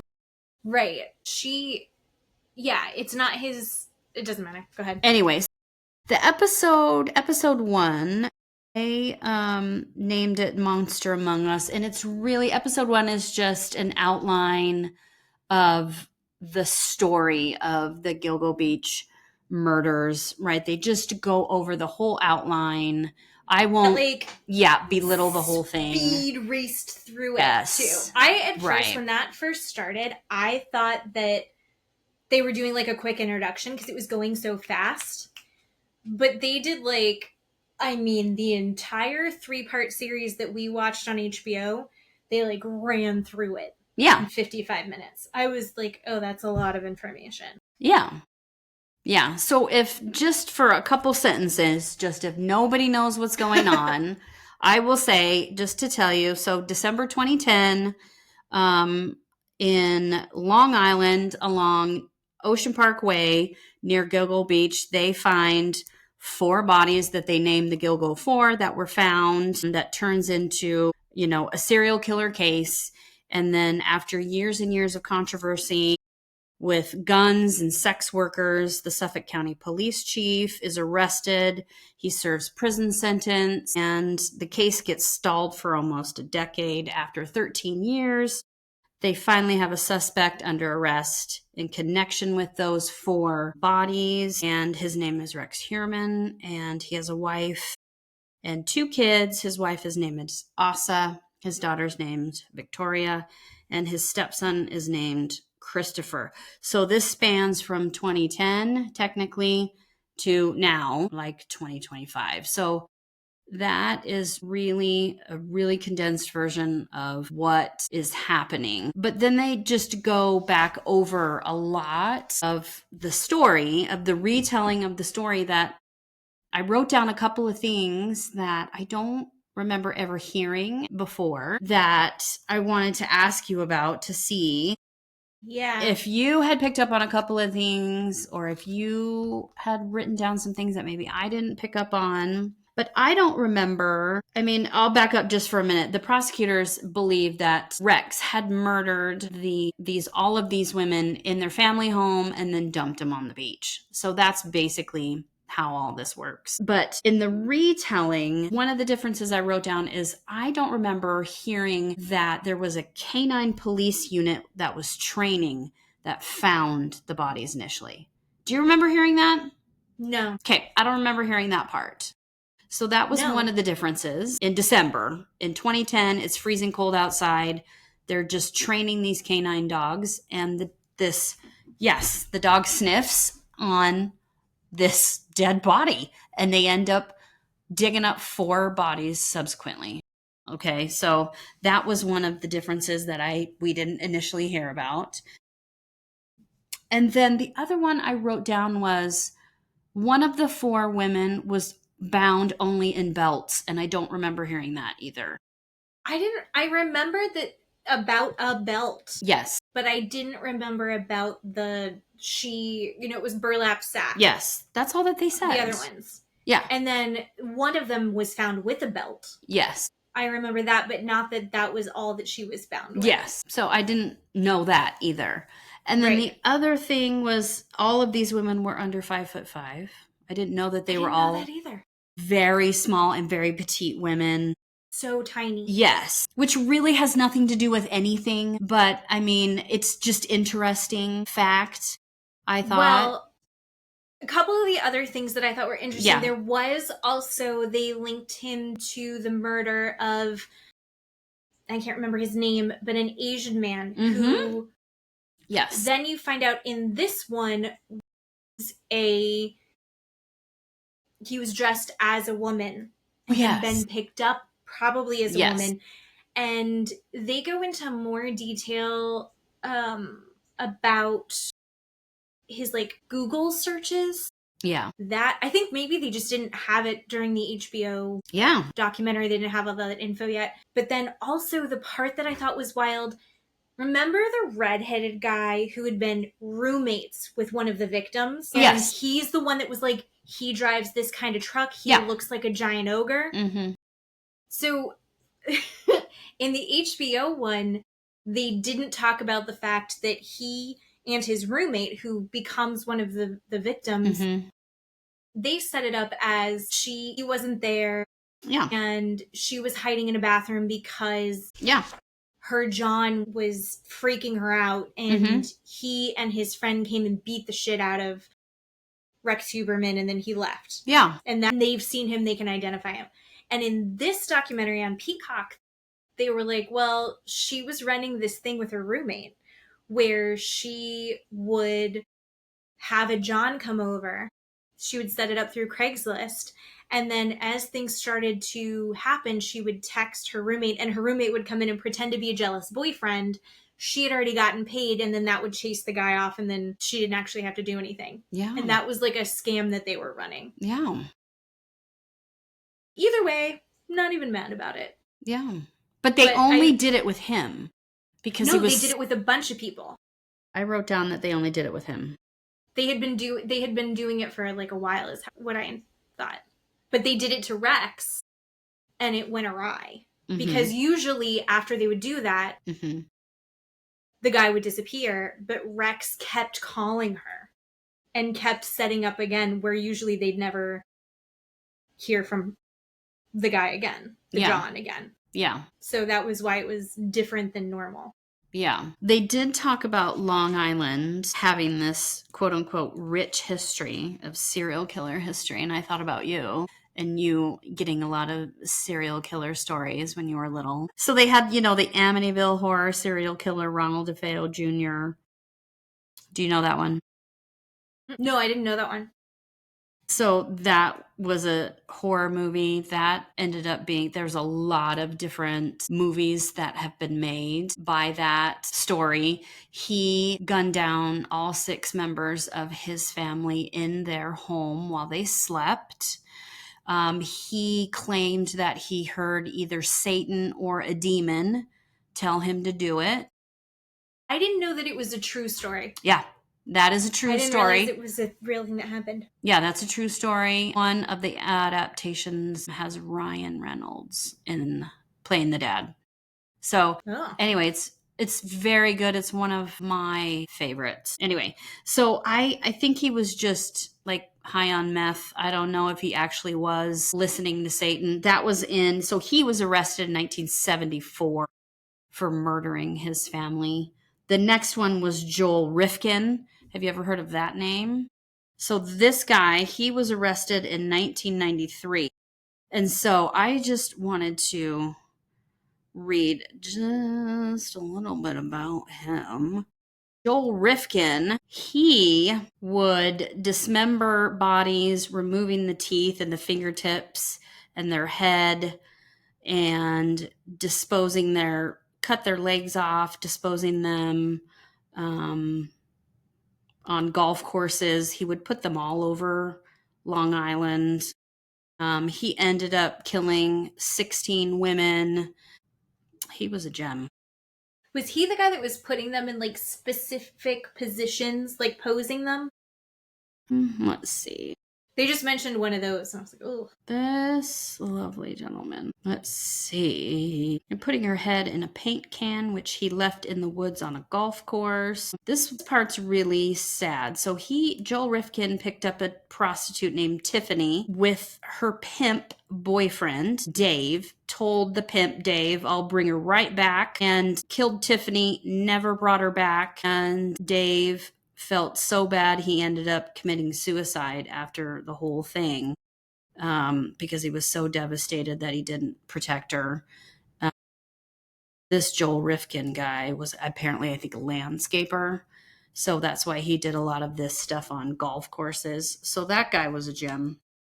The next guy they talked about was Robert Schulman. I think this might be the one you're talking about. He was arrested in 1996. This lovely person, he liked to beat women with barbells, hammers, baseball bats, dismember their bodies in the bathroom, seal them in garbage bags, and dump them in various neighborhoods. He would cut off their hands. Yeah, so he was fun. And then they had the last one was John Bitroff, but this guy was the one that was linked to Rex Heuerman with the other two last women, Sandra Castilla, and I can't remember the other girl, because they thought... The Atlantic City one? Right. They thought that he had killed her instead of Rex, but it ended up being Rex anyway. So they talked about... And I didn't know that all those people were in Long Island. Anyway, I thought that was interesting too. But they talked about all this cell phone information too that they never talked about in the HBO documentary about, like, Maureen Brainerd Barnes. She disappeared in July of 2007, and she got calls before she went missing, which I don't understand that. Because he was setting it up. Yeah. I mean, like, organizing these things. Yeah. Yes. And then after she went missing, they tracked her cell phone that was moving all around. Mm-hmm. Then the other victim, Melissa Bartholomew, she was getting calls a week before she disappeared. And then after she disappeared, her phone was being tracked from apparently his house that we know back to Manhattan, back to his house. We never knew any of that, too. No. And when did true crime really take off? The Adnan case? And half of that case is cell phone data. Yeah, right. Cell phone towers. So unbelievable. They were pretty thorough in this documentary, considering how little time they spent on, like, the investigations part of it. Yeah. They were very thorough in the cell phone case part of it. Yeah. The other thing we didn't get to know is when they were following Rex, when they knew it was him and they were trying to get his DNA, is they posed as sanitation workers in front of his house. We didn't know that either, trying to pick up his garbage to get his fingerprints and DNA off of his garbage. And outside his office? Yeah. The DNA they finally got was a piece of pizza, and the bag had, like, nothing in it. Yeah. So they probably had somebody pretending to change the bag out there for hours. Yeah. Unbelievable. Because that was a fresh bag. It was like his box and pizza and a drink. Mm-hmm. Yeah. And they got his DNA off a piece of pizza. I mean, no wonder it took them a year to get DNA. I mean, that oh my God, it took How forever. expensive that Yeah. case, investigating that case must have been. Yeah, so that was episode 1, basically, in a nutshell. Mm-hmm. Those were the differences that I wrote down. Did you write anything else besides those? Or can you think of Not for anything? episode 1. I mean, the thing that stood out the most to me was the guy that was Yeah. the roommate. I wrote that down too. I liked And then those guys. episode 2 was called House of Secrets. And this is where we get to listen to the wife and the daughter talk. So it's very interesting. Steve watched these with me, and I really liked that too because he and I had lots of conversations while we watched it. Matt watched it with me because he didn't watch the original Gilgo. Yeah, Steve But then didn't I either. was watching, I got towards the end, and it was the end where like they wouldn't show his face. Yeah. And that's like, I need to see this ogre. I need to see him. And then like, I know what he looks like, but Matt was like, the reveal for Matt was huge. Yeah. Yeah. It was a lot of, the producers and everybody kept saying to Asa, who is his wife, how could you not have known? How could you not have known this is what he was doing? And she is very adamant. She's very, known what? What do you mean? Known what? Yeah. He would come home. He would go to work. He's a family man. He would come home. He would eat dinner. I don't understand. What do you mean? She didn't believe it. Yeah. This is just to loop it back to the valley. Yeah. I can loop everything back to the valley. She's very like Brittany now, the veil has lifted, where she's like seeing all the awfulness that is Jax. Asa is like, are you saying she doesn't believe that he saw prostitute? She's like, when? Nope. Are you saying he would come home and he'd have sex with me, he'd eat my dinner? Yep. You're saying I'm not a good cook? Like, I'm a great wife. Right. She took it as like a personal attack. Yes. On her as a wife, that they would say that he did these things. Yes. It was very interesting. I don't know. She doesn't seem like an unintelligent woman. No. Not at all. I think she is in such denial as they're interviewing her. Just this deep, deep denial. Yeah, I mean, one of the reporters, which was beautifully stated, she said, everybody keeps saying, how could she not have known? How could she not have known? Men, the reporter said, men have affairs for years and years and years on their wives, and they don't know it. They have no idea they're cheating on their wives. And Rex Heuerman basically had an affair as a serial killer. And that was a perfect sentence. Because that's exactly how you would explain this. She had no idea. All she saw, she knew him as her husband and a father and a family man. And I wrote down two things can be true at the same time. Right. Completely.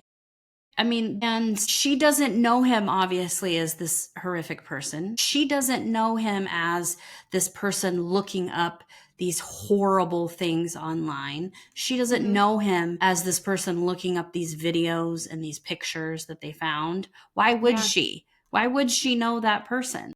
Well, and she even says, she's like, there's no way he would have done that because he never said I couldn't go on his computer. Right. I could have looked at any time, but she never did. Right. And like, she has no reason to, though. Yeah, right. There's no reason to. She had no. Right. It didn't occur to her. Yeah. I don't know. As I'm watching this. Yes. You sit there and you're like, how she genuinely, it doesn't seem real to her. And it kind of freaks you out. And you're like, how well do you know anyone? Like, absolutely. He had his family like completely. Absolutely. Fooled. Like, it never would have occurred to them that they would do these things. I know that Matt doesn't have time because he and I both work from home together. I thought you were going to say something else. What did you think I was going to say? Something dirty. I just know that Matt literally couldn't. But then I don't know. I was watching this and I was like, looking at him. What are you doing? But again, I have full access to his phone. Mm-hmm. I can see what he's doing because his computer is facing me at all. Yeah. Just simply out of like, that's how the office was set up. Yeah. But it's unnerving to think, like, she literally cannot accept it to the point she cannot wrap her mind around the fact that he could have done those things. No. Because that's not who she knows him as. No. She doesn't. I mean, they talk about the day he was arrested and the first raid, which is the same day, right? The daughter works as a receptionist for him, and she leaves work and says, I'll see you at home, right? He gets arrested, and they're all waiting for him to come home. And they raid the house at, 11 o'clock at night, which I don't understand. But do you think it was to not necessarily let the neighbors know totally what was going on? I mean, I guess I could see that. I think that was the only thing I could think, is that they didn't want to. I mean, it's this fiasco. Sure. And I think all the news footage of it is in the morning. Yeah. And it's like, I think maybe they wanted to get as much done under the cover of nightfall. Yeah, that's true. That was my guess. That's true. I mean, when they said, right, they kicked in their door, they say, do you know why we're here? And they said, well, we thought maybe it has to do with his guns. Maybe it was the IRS or the Department of Labor. I was like, what is that? What do you mean? Yeah. What is he doing? What is he doing at work? I don't know, and they never elaborate on that. They never said anything about that. And so then the daughter says, the investigators or task force ask, has your dad ever touched you inappropriately? And she's like, no, he's never done anything to me like that. And then they tell Asa, right, do you know anything about the Gilgo Beach murders? We believe your husband is soliciting sex workers and killing them and dumping them. And she's like, absolutely not. That's not him. And so she said they drove us to a hotel and they have a cop on us 24/7 and they're keeping an eye on us. And we're just sitting there watching the news, watching them tear apart my house, pulling bags and bags of things out of my house. I mean, this poor family is going to have therapy their whole life. I can't even. Oh God. I don't. My heart just broke for all of them. Yeah. Yeah. Because you can see Asa she's so frustrated and so angry. Mm-hmm. Yeah, that totally makes sense. Mm-hmm. And you can, the daughter, Victoria, so confused by all of it. Mm-hmm. She just looks like she is in, they say like fight, flight, or freeze. Yeah. She just looks like she's in freeze at all times. Yeah. She can't, this is blowing her mind. Yeah. And this is the first time we get to see inside the house, which I am so sad to say, but it looks like an episode of Hoarders. And there are boxes everywhere. And this does not look like leftovers from the raid. I really think these people live like that. Well, they had said going in there were boxes everywhere. And that everything was kind of in a state of disorder. Yes. And that the house had not been kept up with. Mm-hmm. And you can see on the outside of the outside of the house isn't great. Mm. But then they also talked about, I don't remember, we can cut this out if it's episode 3. They had also talked about he had redone a bathroom one of the times that he was being... Oh, yeah. Sorry, I just saw a gecko eat a nice bug. It's very cool. Because there's windows and I see his belly. Okay, so he had redone a bathroom one of the times that his family was out of town. Mm-hmm. And it did look nice. And they had cut out a bunch of stuff because they were checking for trace. Yeah. But then their bathroom is destroyed. And it was how bad for Asa because she had just gotten her bathroom redone. And now it's destroyed. Yes, so they're walking us through the house. She has no bathroom door. Right, she has no bathroom sink.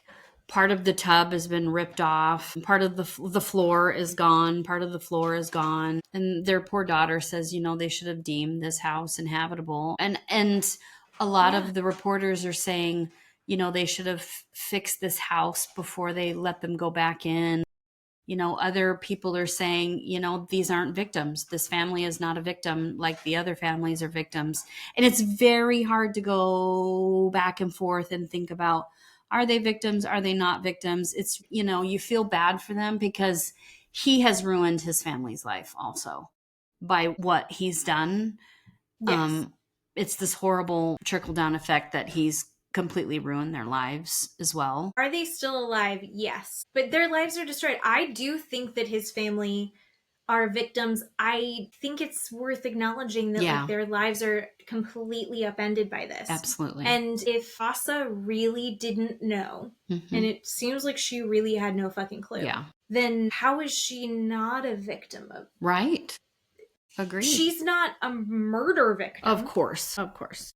But there's clearly the deception is so massive. Yeah. I think that she is a victim.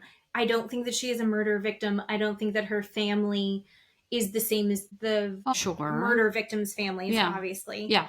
But in a sense, the person they thought this man was is gone. Yeah. And that's terrifying. Yeah.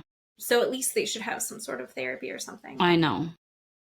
One part was really interesting where he calls from the jail. He calls her and they have this kind of benign phone conversation and they're just, how are you? I'm fine. How are you? What did you eat? What did you eat? Are you coming to see me on Friday? Yes, of course. I'll talk to you later. And they hang up and she says, Asa says I talk to him all the time, but he only has a certain, amount of time, which I think it's like he can only call on a certain day probably, or make calls on certain times at a certain day. And then she says, I don't want to make him feel uncomfortable or I don't want to hurt him by saying, I love you. And I don't know. I didn't understand that. I was confused about that. Well, I think she's trying to keep I think what she's trying to say is that she was trying to keep the conversation benign because it's the second that you acknowledge how intense the situation is. Yeah. And how serious everything is. Yeah. If you have to confront that, that's too much. Yeah. Yeah. Victoria, the daughter, talks about, when all of this was going on, she was 10, 12, 13 years old. She was just... The murder. Yes. She was just a child. Now she's in her 20s. And she feels like people in some way blame her or like she should have known when she was a child. Yeah. Somehow. And I don't understand that. I wouldn't expect a child to know. I don't understand if the public expects a child to know. She thinks the public expects her to know. I'm sure she's gotten awful responses on from the internet and in the news and things like that. Because I'm sitting here going, how did you not know? Well, she was 12. I think that's the other thing is throwing it all into context. They've been investigating. They investigated for what? It was like 13 years. Right. Before they had a real break in that case that they were able to follow up on because of the corruption that was in that police department. Yeah. They didn't talk as much about the corruption in the police department in this one, which again, I don't think they had the time to, whereas they devoted basically an entire episode in the HBO one to the police corruption. Right. I thought it was very interesting that the daughter was like, I thought it was very interesting that the daughter also was like, I don't think so. Show me some proof. Yes. They both said that they wanted Rex to tell them that he did it. And I kept telling Steve while we were watching, all I can think about is the BTK killer. He loved his family. He was a very big family man and he took care of his daughter. He took care of his wife. He was a GD Eagle Scout. The man was this upstanding citizen in this community. His daughter felt like he loved her and he did. And he stood up in court and said, I did X, Y, and Z to these women and that was the only time that his family believed that he committed these murders. And that's basically what Asa and Victoria said, that they need that. They need that. And I can completely understand that because they don't know him any other way. Right. But a lot of people keep saying, how could this man do this? How could this man do it? This doesn't make sense because he's a family man and he goes to work and he can keep a job and he can pay bills and he does all of the, I mean, there are people out there that can do that. I mean, just like I said, that BTK killer, we have had these serial killers out there that do this and have been prolific for years and years and years. So it's not uncommon. Well, but I think it is, they were saying it's a little bit uncommon for him to be so successful professionally and also have this happening at the same time. There's a lot of these killers, a lot of these guys that are doing this stuff with prostitutes and so violent with these women. Usually it's because they are seeking out a power dynamic somewhere else. Mm-hmm. Which would totally make sense because he's, what was he, like 6'4"? Yeah. Something ridiculous. I think he might have been taller than that. Something ridiculous. 6 something. Like significantly, I remember, maybe it was 6'7". Doesn't matter. So he's over 6 foot and he's picking these women that are under 5.5 feet tall. Yeah. Like he wants to be domineering, but it's not coming from not having a good home life. Like the family, the kids are going on vacations. Victoria's like, yeah, my dad built me this incredible dollhouse. Mm-hmm. How great was, I mean, this beautiful thing. Yeah. They're going on vacations. They're flying back to Iceland, which is where Asa is from originally. Victoria's going to summer camps. Mm-hmm. They had like a good, healthy home life, it seemed like. Yeah. At least that, and the house seemed like a mess even before the police got in there. Yeah. But it seemed like there was like a healthy something going on. Mm-hmm. So, and professionally, although again, the IRS, I know, the labor department. I know. Weird. I'm curious. I'm so curious about that part. I know. But he's getting interviewed for things for his architecture and he seemed happy with his job. Yeah. But back inside the house, downstairs in the basement, we get to see that in his gun room, he had, they pulled out almost 300 guns from this gun room. But the gun room had a steel door on it. Like a vault. Yeah. Like a vault door. Like you see on movies with that star-shaped, like, handle, like on a bank. With a combination, which was super interesting. Why do you have that? Well, because that was kind of being explained as like the kill room probably. Mm-hmm.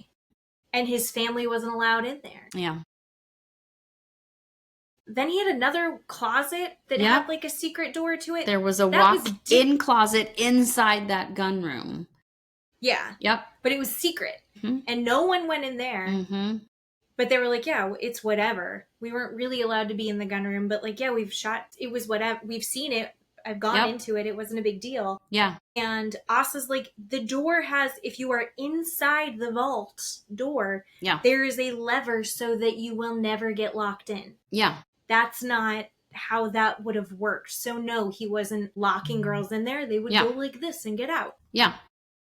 I mean, maybe. But Asa explained that the secret walk-in closet inside the gun room, Rex put a safe in there. For some reason, he had this secret room for this safe that he didn't want people to find. Why do you have so many secrets? A reason for people not to find this safe? I don't understand. That was weird too.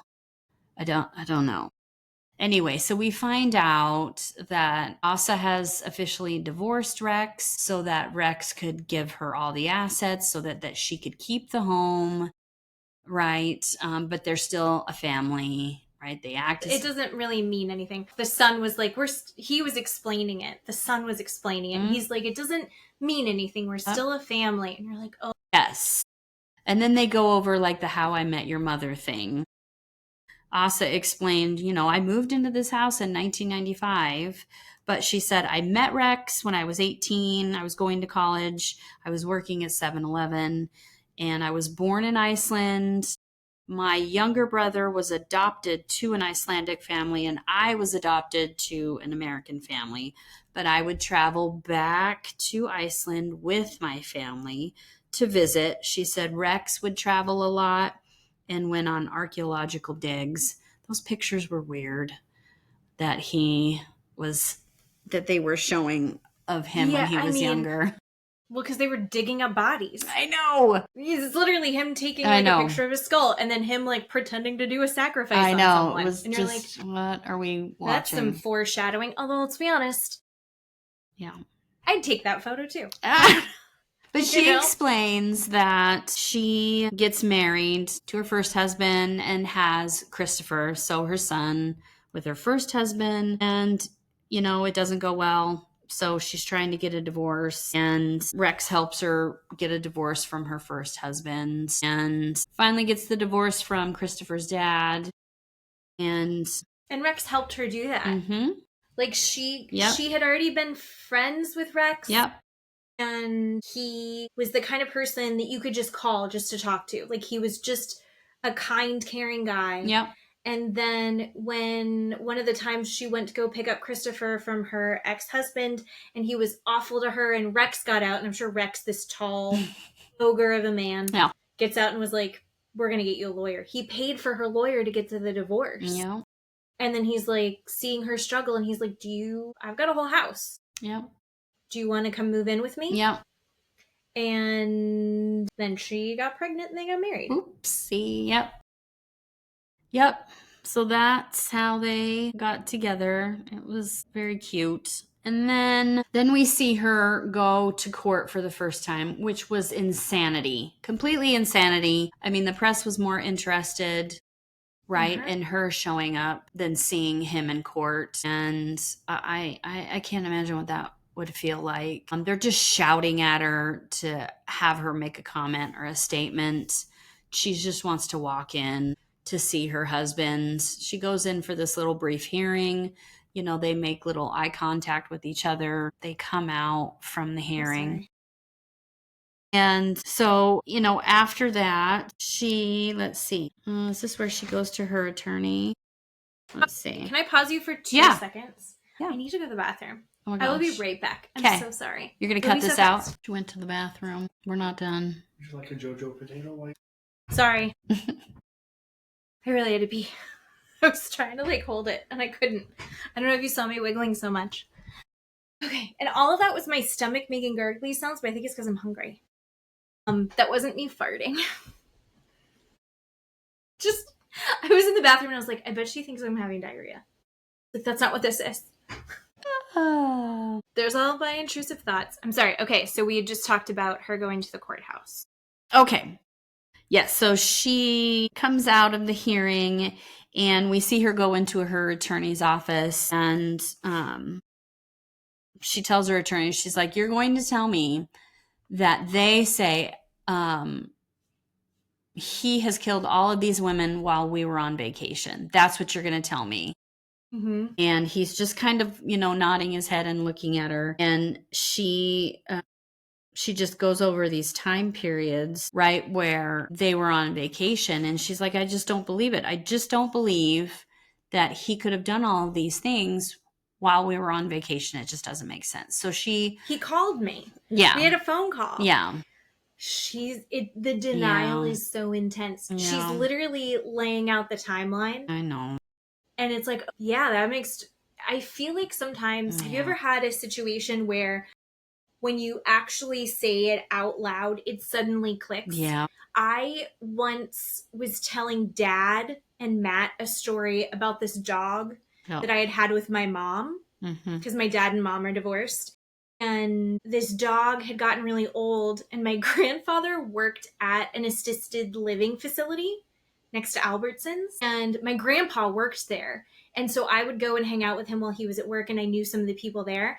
And then this one guy who I really liked, the dog left, and they were like, we actually sent the dog to go live with Jim on his farm. Jim moved back to his farm, and he needed a dog, so we sent the dog with him. And I was like, oh, I guess that's nice. And I was explaining that story to Matt and my dad as an adult.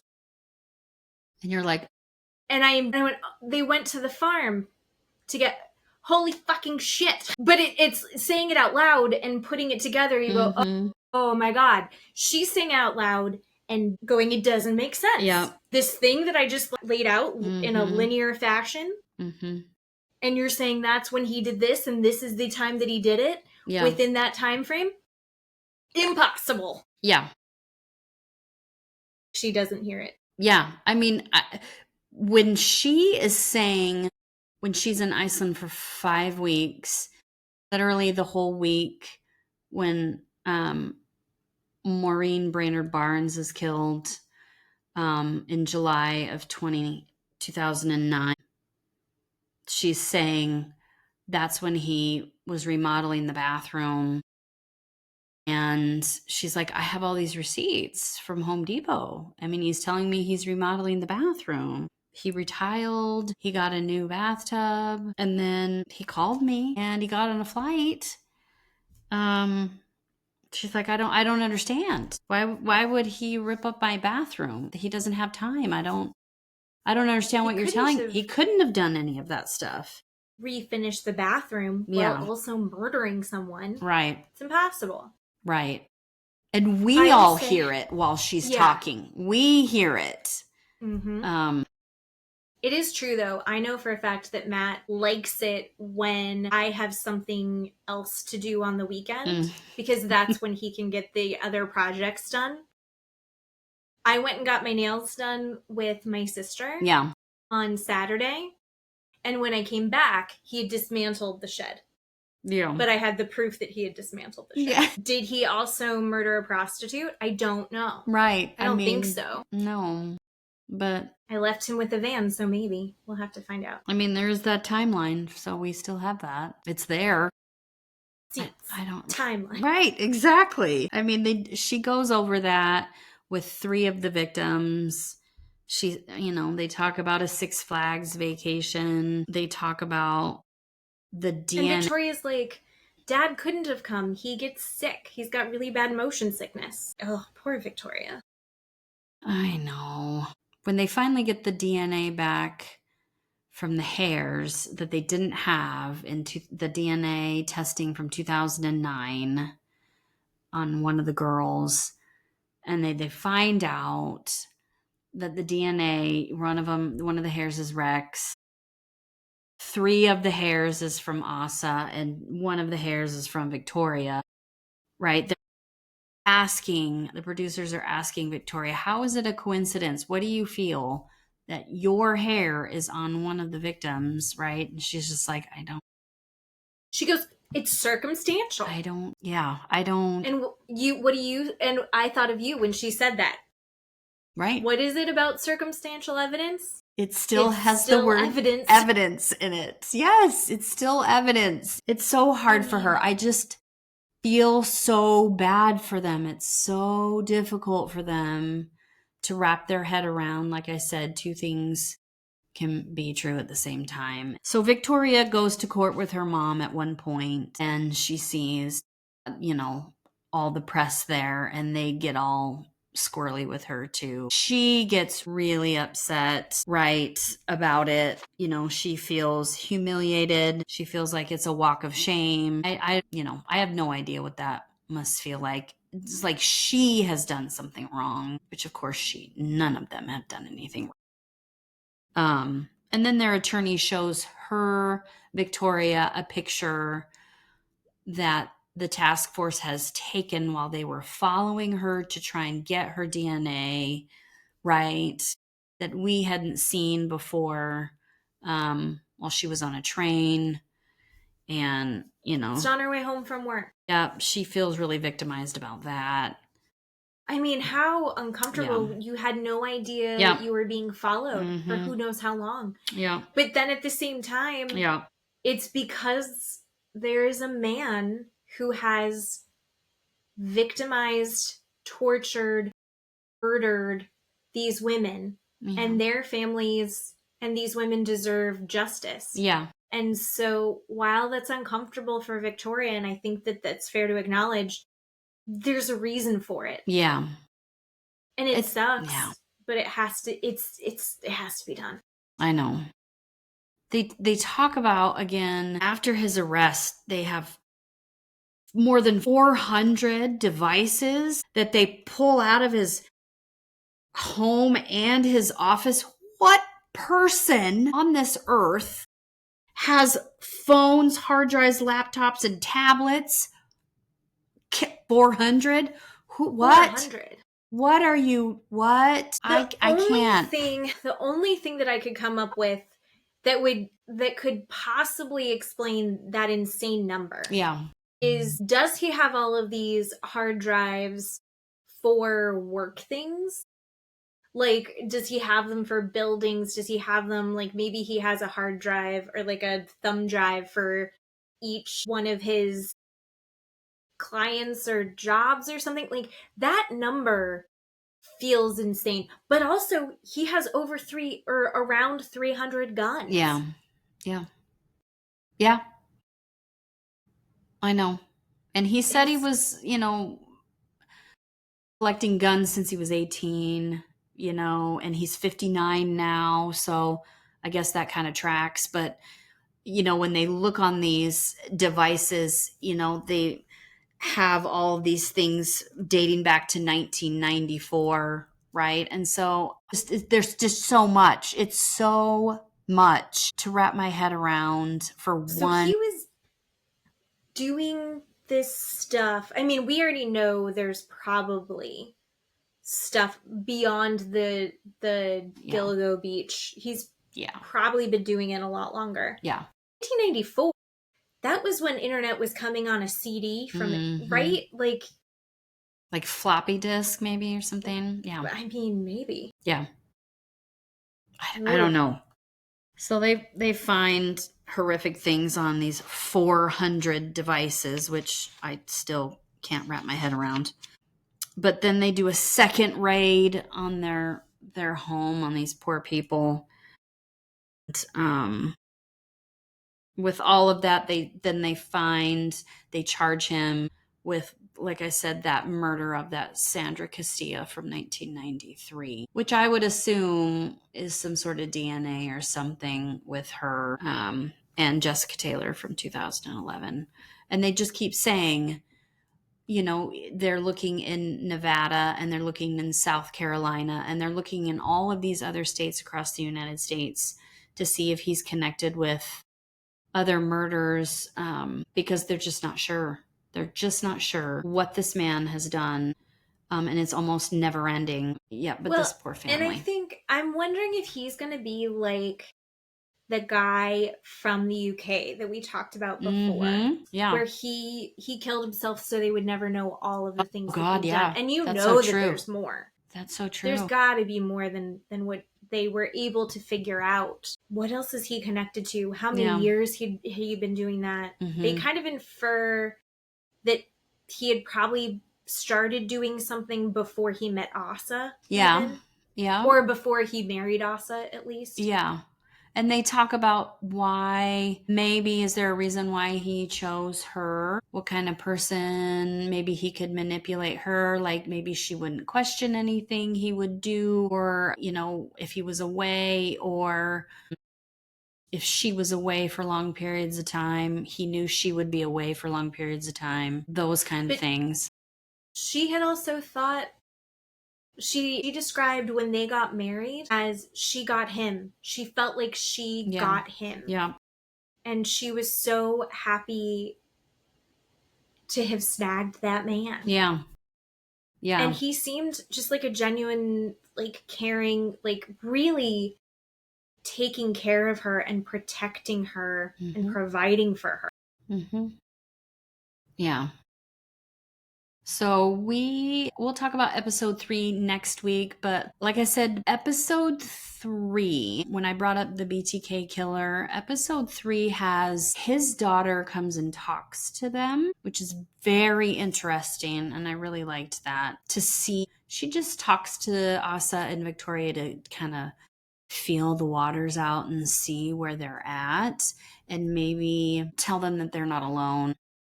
I mean, but how rare. Mhm. Like, how do you, there's the support group Yeah, right? for daughters of serial killer fathers Yeah. Yep. that are blindsided by it. Mhm. I mean, Yeah. it's a 2. Yep. Yeah. But So, yeah, it's super good. I'm excited to talk more about it next week. And we've also got some more Love Island. Tonight is the only night. No Love Island tonight. oh, I know. So I guess I'm just gonna have to. Well, I'm gonna start watching the LA version of it, where it's last season's people. Are you gonna watch that? yes, of I'm so course. excited. I think that's what I'm gonna watch tonight. Absolutely. Is I all can't of them wait. Together. I really, really missed Janae, so I'm excited to see her again. And I'm Kaylor, excited. hello. Kaylor, fuck! I'm so excited to see her. So one of the things that you said that I forgot to mention about the Valley, when they were having the men's group, when you were talking about the murderer, you were like, they were squirrely.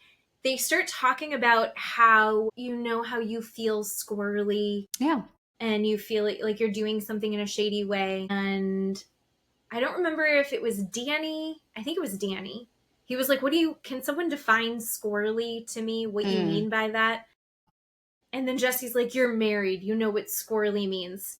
Right. And so I turned to Matt and I was like, what do you feel squirrely about? And we kind of had to think about it for a second. It was like, what are we squirrely about? And I was like, oh, I know that Matt feels squirrely and like you kind of have to hide something, or like you're not comfortable like being totally open with your spouse. And it's like Matt feels that way when he gets on eBay and buys another new dumb toy. But I always find out about it. Like, he'll tell me before it arrives. He was like, what? There was a new line of toys that just came out and they were from Strawberry Shortcake. And he was like, what is the one that Keely loves? And I was like, it's the Blueberry Muffin. And he was like, that's one of they only did 3 characters and Blueberry Muffin is one of them, so never mind. Aww. And I was like, what? And he was like, I did buy a different one though. Aww. And then he shows me this like my monster thing. And he's like, I don't know why I bought this. He's like, but I just bought this. And I was like, I don't care. Do what you want to do. And I was like, I feel squirrely. The things I feel squirrely about are I brought another foster kitten home. Oops. I feel squirrely about that. And then I also feel squirrely about when I offer to do favors for people during our downtime. So I will be taking care of my, it's really minor. I'm going to be picking up my stepsister's dog from the boarding place and taking it back to her house on Sunday night so she can stay out with her boyfriend a little bit later.